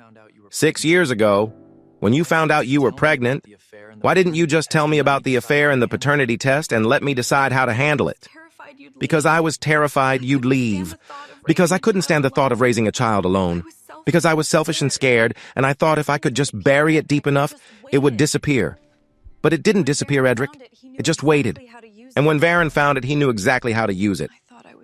She opened her eyes one more time. Looked at me with something that might have been hope or might have been goodbye. I thought I was saving him. I thought if I could just keep you away long enough for the treatment to work, everything would be okay. You'd forgive me eventually. Neo would live. We'd find our way back. But I was just keeping the lie alive. I was just feeding it until it got big enough to swallow all of us. The machines beeped faster. A nurse appeared in the doorway. Mr. Voss, I need you to step out. Her vitals are spiking. I stood up, looked at Maelis one more time. The mutation, I said. Is it really fatal? I don't know. Varen showed me research that said it was. But now I don't know what was real and what he fabricated. The independent doctors will tell you. They'll test Neo properly. They'll know the truth. And us? What happens to us? I don't know. I just know I'm sorry. For all of it. For the lie. For the affair. For letting Varen turn you into the villain when you were the only one trying to save our son the whole time. The nurse moved between us. Started adjusting IV lines. I walked toward the door. Stopped. Looked back. Maelis. Yeah? If you'd just told me the truth 6 years ago, if you'd just trusted me with the affair and the paternity scare and the genetic results, I would have stayed. I would have worked through it. I would have loved Neo the same way I love him now. You didn't have to carry this alone. That's what makes it worse. I know, she whispered. That's what makes it worse. I left room 412 and walked back down the hallway to the waiting room, where Tovan was sitting with his head in his hands, and my phone was buzzing with messages from Sarah about court orders and custody hearings and criminal charges against Varen that would put him away for years. But all I could think about was the genetic mutation that came from me. The one my son inherited because he was mine. The one that made everything Maelis did a twisted attempt to save him from something I'd given him without knowing. I sat down next to Tovan. Told him everything. When I finished, he just sat there for a long time. Then, he said the only thing that made sense. So what do we do now? We wait for the independent doctors to tell us if Neo's really dying. And if he is, we find a real treatment. Not Varen's poison. Something legitimate. Something that won't destroy his liver while it's pretending to save his life. And we do it together. Me and Maelis. Co-parents. Not enemies. Because whatever else she did it because she thought she was protecting him from me. And I need to prove to both of them that I'm not the danger. I'm the foundation. I'm the thing that holds when everything else collapses. Tovan nodded slowly. Okay, then let's build that. I stood in the hallway outside room 412 with my back against the wall and my phone in my hand. The fluorescent lights hummed overhead. A nurse walked past, pushing a medication cart. Everything kept moving like the world hadn't just tilted sideways. The genetic mutation came from me. Not from Maelis' fake dead brother, not from some mysterious family curse she'd been hiding. From me. From my DNA. From the genetic lottery I'd unknowingly handed to my son the moment he was conceived. And Maelis had known for 6 years. 6 years of carrying that secret like a stone in her chest. 6 years of looking at Neo and wondering if every cough, every fever, every moment of fatigue was the beginning of the end. 6 years of being told by Varen that I would fight the treatment if I knew the truth. That I would slow everything down with my questions. That I would kill our son with my need to understand. I pulled out my phone and called Sarah Milken. She answered on the first ring. How is she? Dying. Liver failure from the experimental drugs, the same ones Varen's been giving Neo. Sarah, I need you to do something for me right now. Tonight. I don't care what it takes. What do you need? I need an emergency sealed hearing with Judge Marek. Just him. No attorneys except you. No court reporters, no one from Maelis' side. I have evidence that changes everything and I need to present it before Varen figures out what Maelis told me. Silence on the other end. Then, that's highly irregular. Marek doesn't do private sessions, everything goes on the record. Tell him it involves structural sabotage of a residential building with 300 tenants.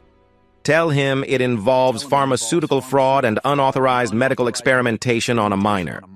Tell him I have video evidence, financial records, and testimony from the mother that proves Varen Kolos has been running an illegal clinical trial using my son as a test subject. Tell him if he doesn't hear me tonight, people are going to die. Jesus Christ, Edrik. Can you get me in front of him or not? I'll try. Give me an hour. She hung up. I slid down the wall until I was sitting on the floor with my knees pulled up. Tovan found me there 20 minutes later. You look like hell, he said. Maelis confessed everything, the affair, the paternity scare, the genetic mutation that came from my side, Varen using her guilt to control her. All of it. Tovan sat down next to me. We must have looked insane. 2 grown men in suits sitting on a hospital floor at 9 o'clock at night. So what are you going to do? He asked. I'm going to end this. Tonight, if possible. I'm going to give the judge everything we have. Every file from that hidden room. Every video of Varen and that doctor planning the custody case. Every structural report showing the sabotage. Every piece of evidence that proves Varen's been using Neo for pharmaceutical research while making Maelis think she was saving his life. And then what? Then I'm going to demand sole medical guardianship. I'm going to require Varen to leave the state permanently or face criminal charges. I'm going to get Neo into a real treatment program with real doctors who aren't using him as a guinea pig. And I'm going to make sure Maelis gets the help she needs without destroying what's left of her relationship with our son. That's a lot to ask for in one night. I don't have the luxury of waiting. Varen tried to flee the country today. That means he knows the walls are closing in. That means he's going to start destroying evidence. That means I have maybe 48 hours before everything I need to prove this case disappears into a shredder or a fire or the bottom of a river somewhere. My phone buzzed. Sarah, you're in. Judge Marek will see you in his chambers at 11 tonight. Bring everything you've got. And Edrik? He's pissed that I woke him up for this, so you better make it worth his time. I will. I stood up, brushed off my pants, Looked at Tovan. Come with me. I need someone there who can verify the financial records. Someone who helped Varen set up that shell company. Someone who can testify that this has been planned for years. You want me to confess to helping him? I want you to help me save my son. Whatever that takes. He nodded slowly. Okay. Let's go end this. Judge Merrick's chambers were smaller than I expected. Wood paneling, leather chairs, law books lining the walls like soldiers standing at attention. He sat behind his desk in a cardigan sweater and reading glasses, looking every bit his 70 years. Sarah sat on my left, Tovan on my right. The judge had a legal pad in front of him and a pen in his hand. You have 30 minutes, Mr. Voss, he said without preamble. Ms. Milken tells me you have evidence of criminal activity that affects the custody case currently before my court. I'm listening. I pulled out my phone, connected it to the small projector Sarah had brought, aimed it at the white wall behind the judge's desk.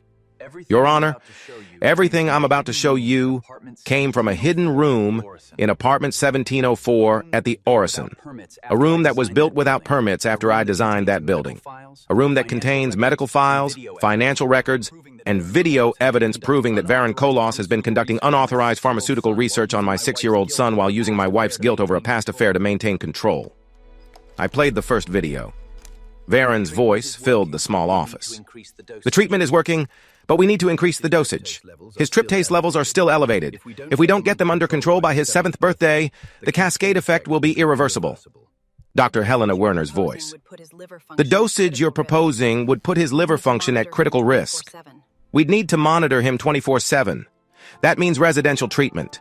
That means removing him from the father's custody entirely. Varen. That's already in motion. The petition goes to court in 3 weeks. I paused it, looked at Judge Merrick. His face was unreadable. Continue. I played 3 more videos, each one showing Varen and Dr. Werner discussing dosage increases, side effects, liver damage, and the custody timeline. Each one proving that the medical treatment had been secondary to the pharmaceutical research. Then I pulled up the financial records. Biogen Solutions, a shell company registered to the same pharmaceutical manufacturer that makes tryptase suppression compound 7. The experimental drug Varen's been using on Neo. Varen is listed as medical director. The company received $14 million in research grants over the past 18 months. According to their own internal documents, they're required to show proof of clinical trials before the grants continue. I showed him the spreadsheets, the grant applications, the research protocols that listed juvenile subjects ages 5-8 with confirmed HAT syndrome. Neo wasn't the only child, Your Honor. He was just the only one Varen had direct access to through fraudulent guardianship documents. Judge Merrick leaned forward. How many children? 7 that I can verify from these files. All of them listed as having hereditary alpha-tryptosemia syndrome. All of them receiving experimental treatment through parents who were told it was their only hope. None of them with proper FDA approval. None of them with informed consent that explained the real purpose of the drugs. I pulled up the last file. Maelis' medical records. My wife started taking the same compound 6 months ago. She thought if she experienced the same side effects as Neo, she could monitor what was happening to him, protect him if something went wrong. Her liver is failing right now in room 412 downstairs because she's been poisoning herself with drugs that were never meant for adult use. The judge took off his glasses, rubbed his eyes. And the structural sabotage Ms. Milken mentioned? I showed him the photos of the load-bearing columns, the tool marks, the systematic weakening of supports that I designed to hold 500,000 pounds each. Varen knows that building inside and out. I gave him the blueprints years ago when we were partners. He's been cutting into the columns for months, waiting for the right moment to trigger a collapse, probably during the final building inspection next Thursday. Make it look like I designed a faulty structure, collect the insurance, disappear with Maelis and Neo while everyone thinks they died in the collapse. That's attempted murder, the judge said quietly. That's 300 counts of attempted murder. 1 for every tenant in that building. Tovan spoke for the first time. Your Honor, I helped Varen set up Biogen Solutions 2 years ago. I didn't know what it was for at the time. He told me it was consulting work. But I found the incorporation papers last week and realized what he'd been planning. I'm willing to testify to everything I know about the financial structure, the shell accounts, the grant applications, all of it. Judge Merrick looked at him for a long moment. You're admitting to being an accessory to fraud. Yes, sir. I am. Because I'm done protecting myself while a child suffers. The room went quiet except for the hum of the projector fan. Then Judge Merrick picked up his pen and started writing. Mr. Voss, I'm issuing an emergency order effective immediately. Sole medical guardianship of Neo Voss is granted to you pending full criminal investigation. Varon Kolos is to be held without bail on charges of medical fraud, conspiracy to commit insurance fraud, attempted murder, and child endangerment.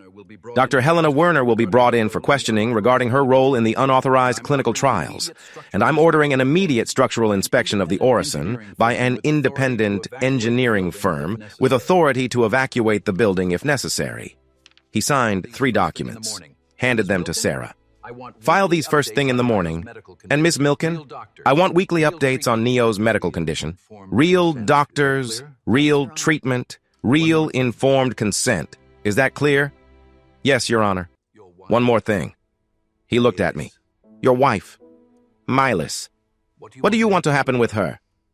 I took a breath, held it, let it out slowly.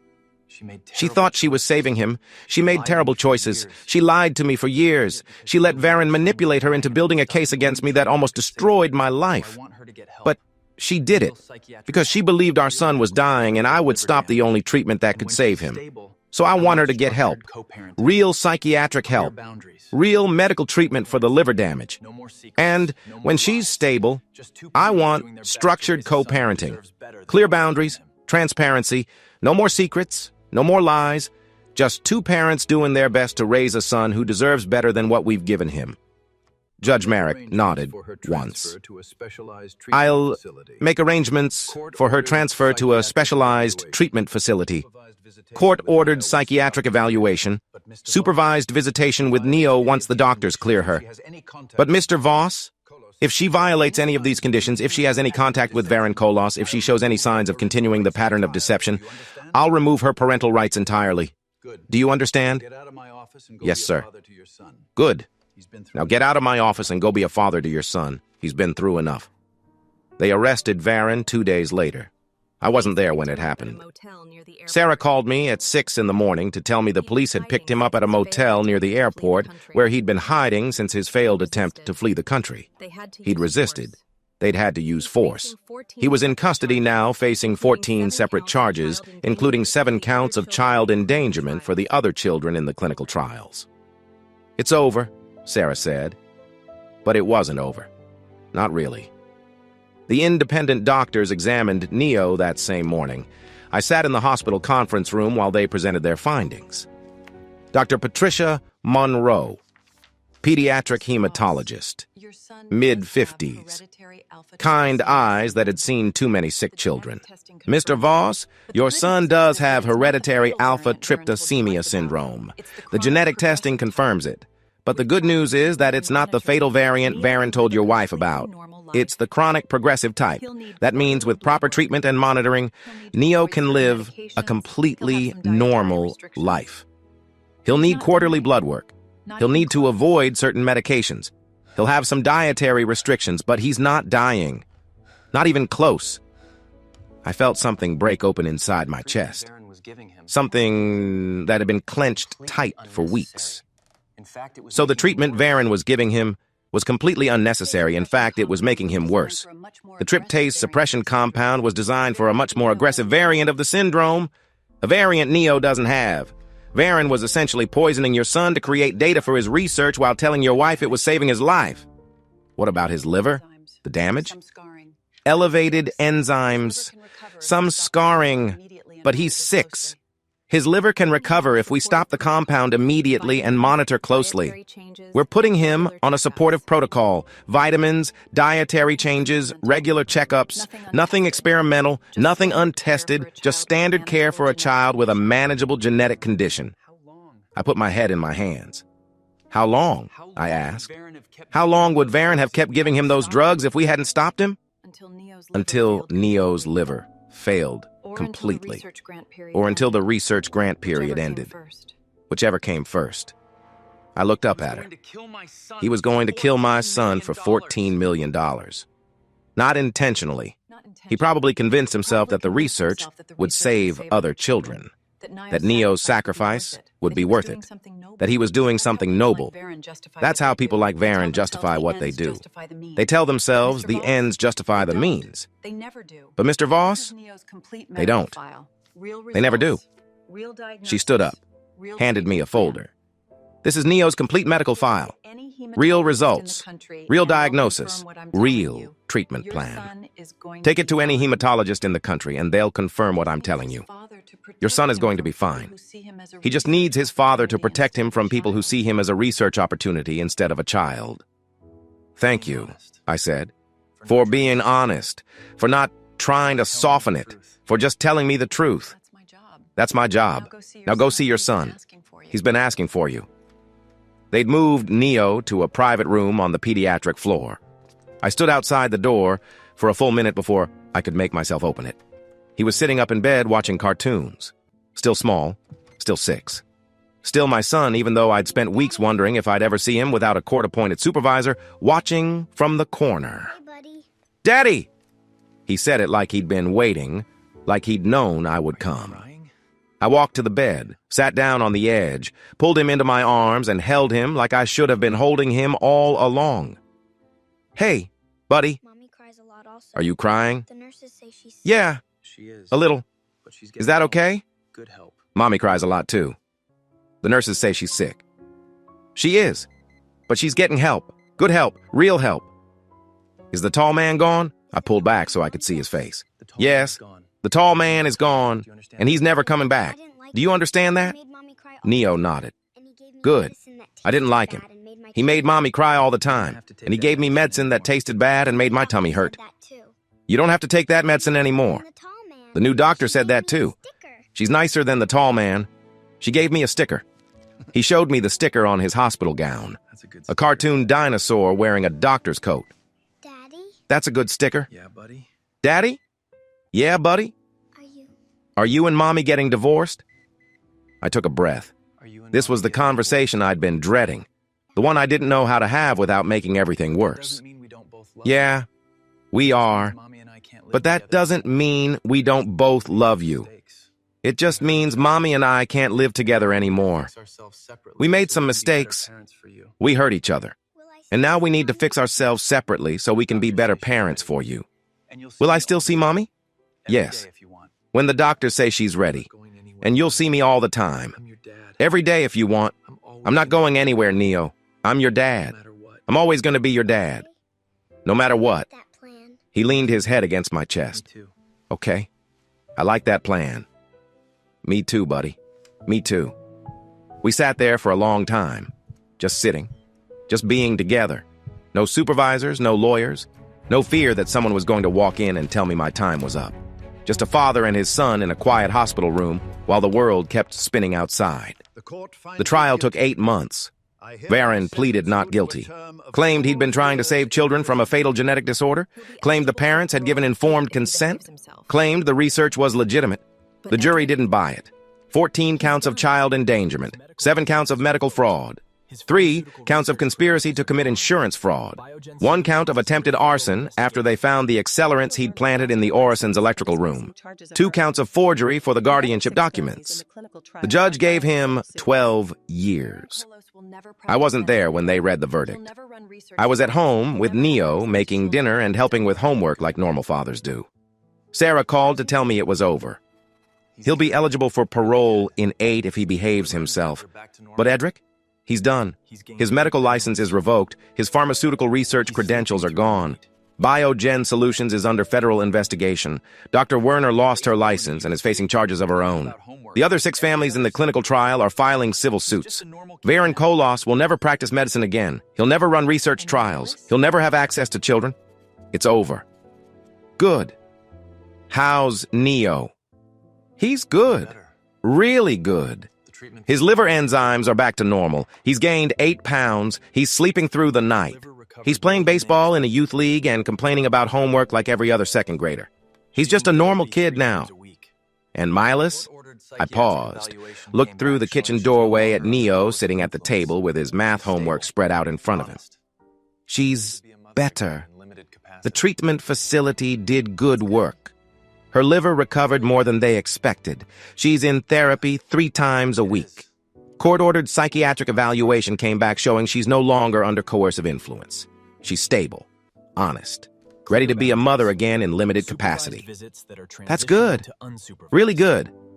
Yeah, it is.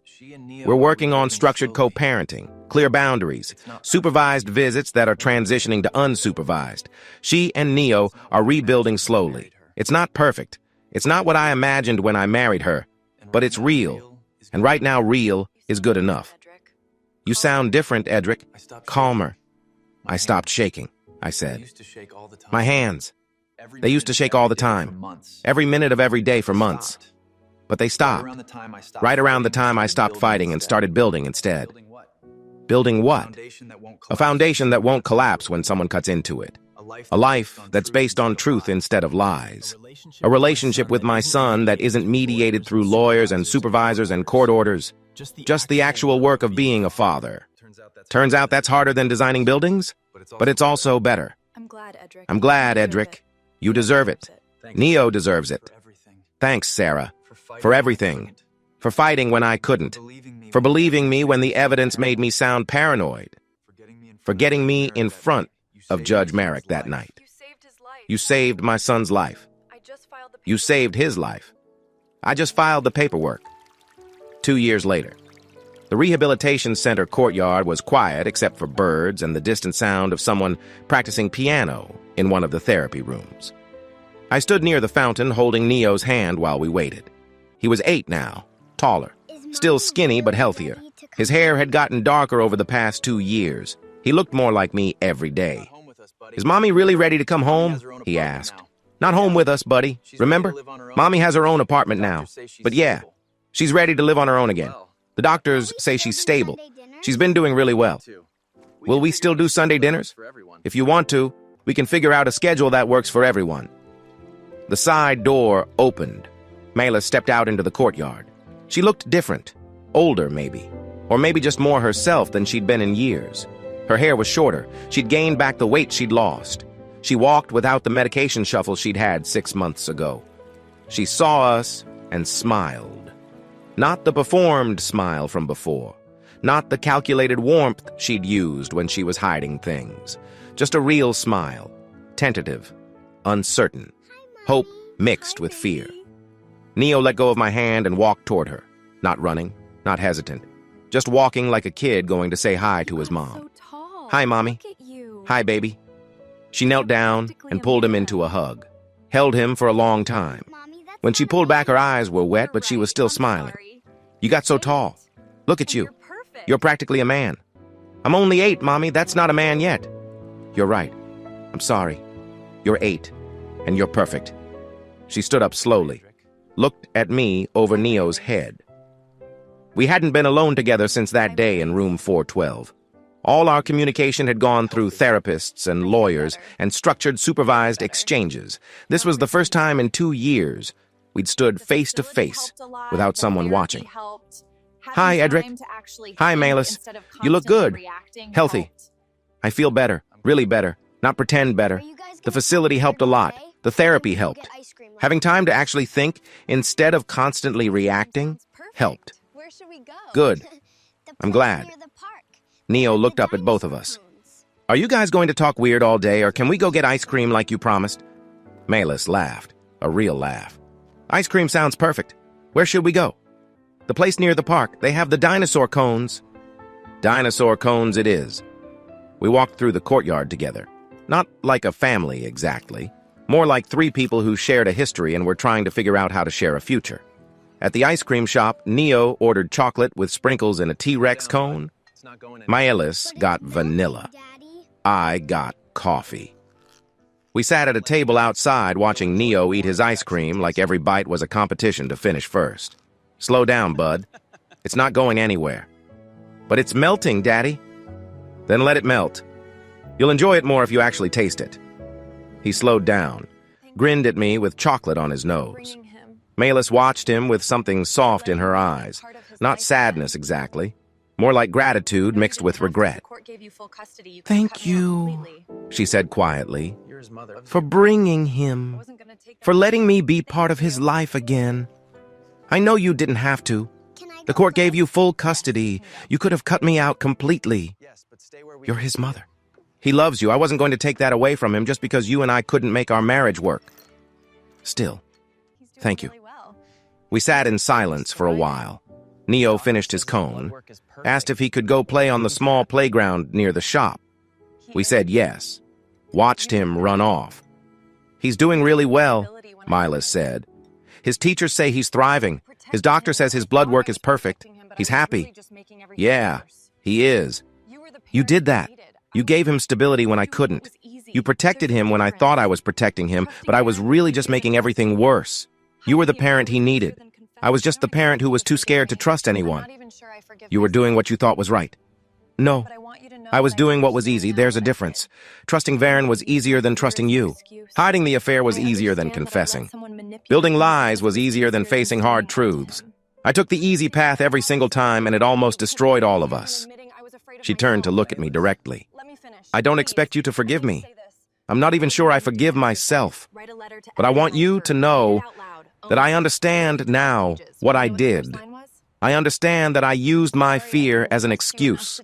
I understand that I let someone manipulate me because it was easier than standing up to him.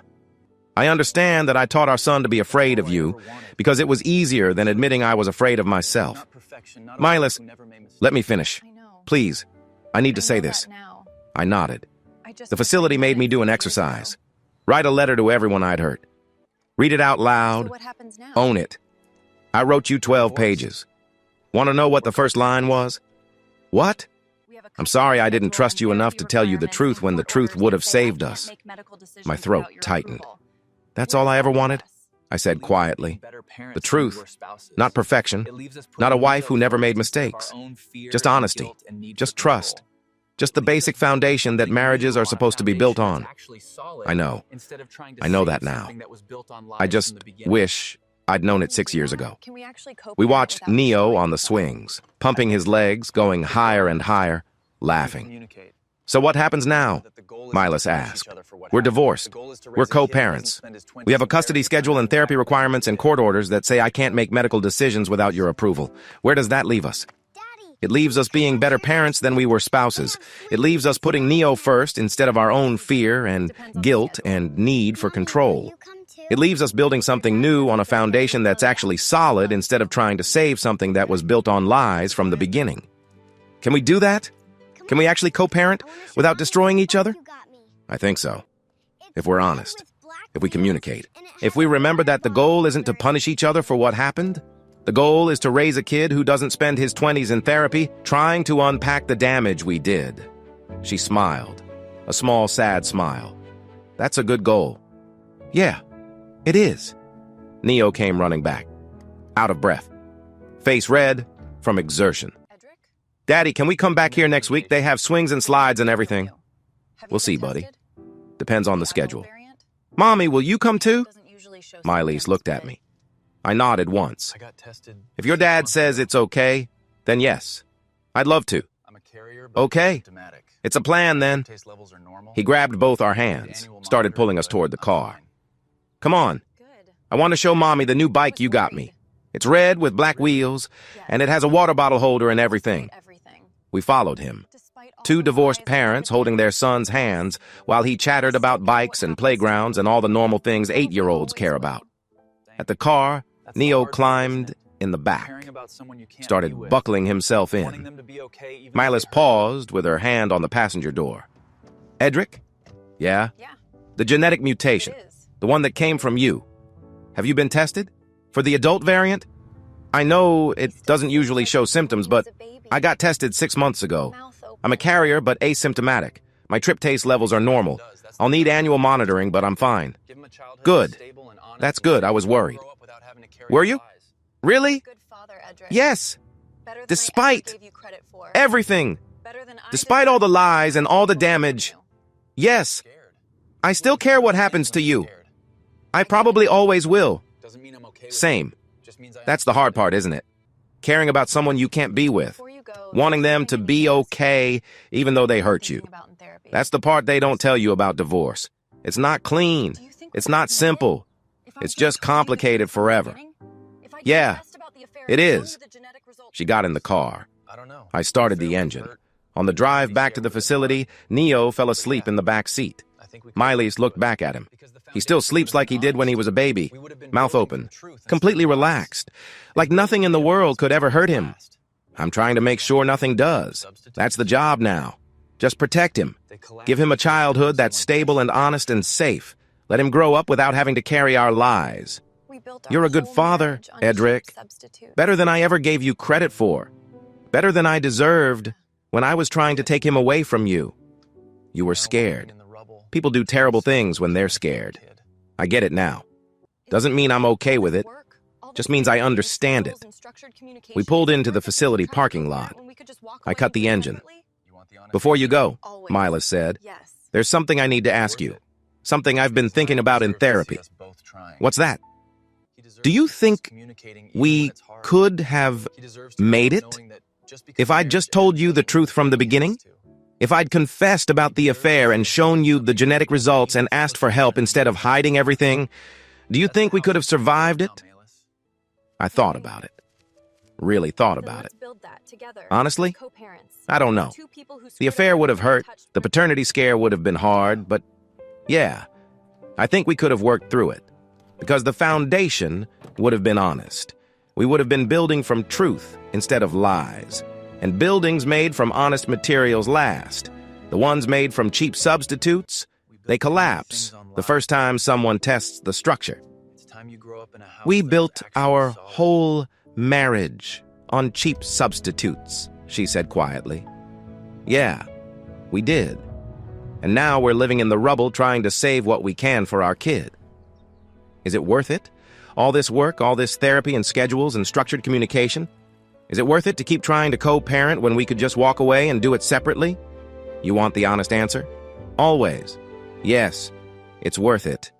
Because Neo deserves to see us both trying. He deserves to see us communicating even when it's hard. He deserves to grow up knowing that just because a marriage ends doesn't mean the family has to. And he deserves to see us building something new together, even if it looks different than what we had before. That's the house I'm trying to build now, Maelis. Not a marriage, not a romance. Just a solid structure where our kid can grow up without the walls falling down around him. She nodded, wiped her eyes. Okay, then let's build that. Together. As co-parents. As two people who screwed up everything they touched, but are trying to do better. Let's build the house our son deserves. Deal. She got out of the car. Closed the door quietly so she wouldn't wake Neo. I watched her walk back into the facility. Watched her turn at the door and wave once before disappearing inside. Then I looked in the rearview mirror at my son sleeping in the back seat. We built too many things on lies, buddy, I said quietly to his sleeping form. It's time you grow up in a house that's actually solid. I started the car and drove us home. To the blue house with white shutters. The one where Neo's bedroom window caught the afternoon sun. The one where no black figure stood outside anymore because I'd stopped being the danger standing at the threshold waiting to be let in. I was already inside. I was already home. And this time, the foundation was going to hold. What are your thoughts on Edrik and Maelis' journey? Do you believe true healing and co-parenting are possible after such a deep betrayal? Or would you have walked away completely? We would love to hear your perspective in the comments below. This story reminds us that the strongest foundations in life cannot be built on secrets or avoidance.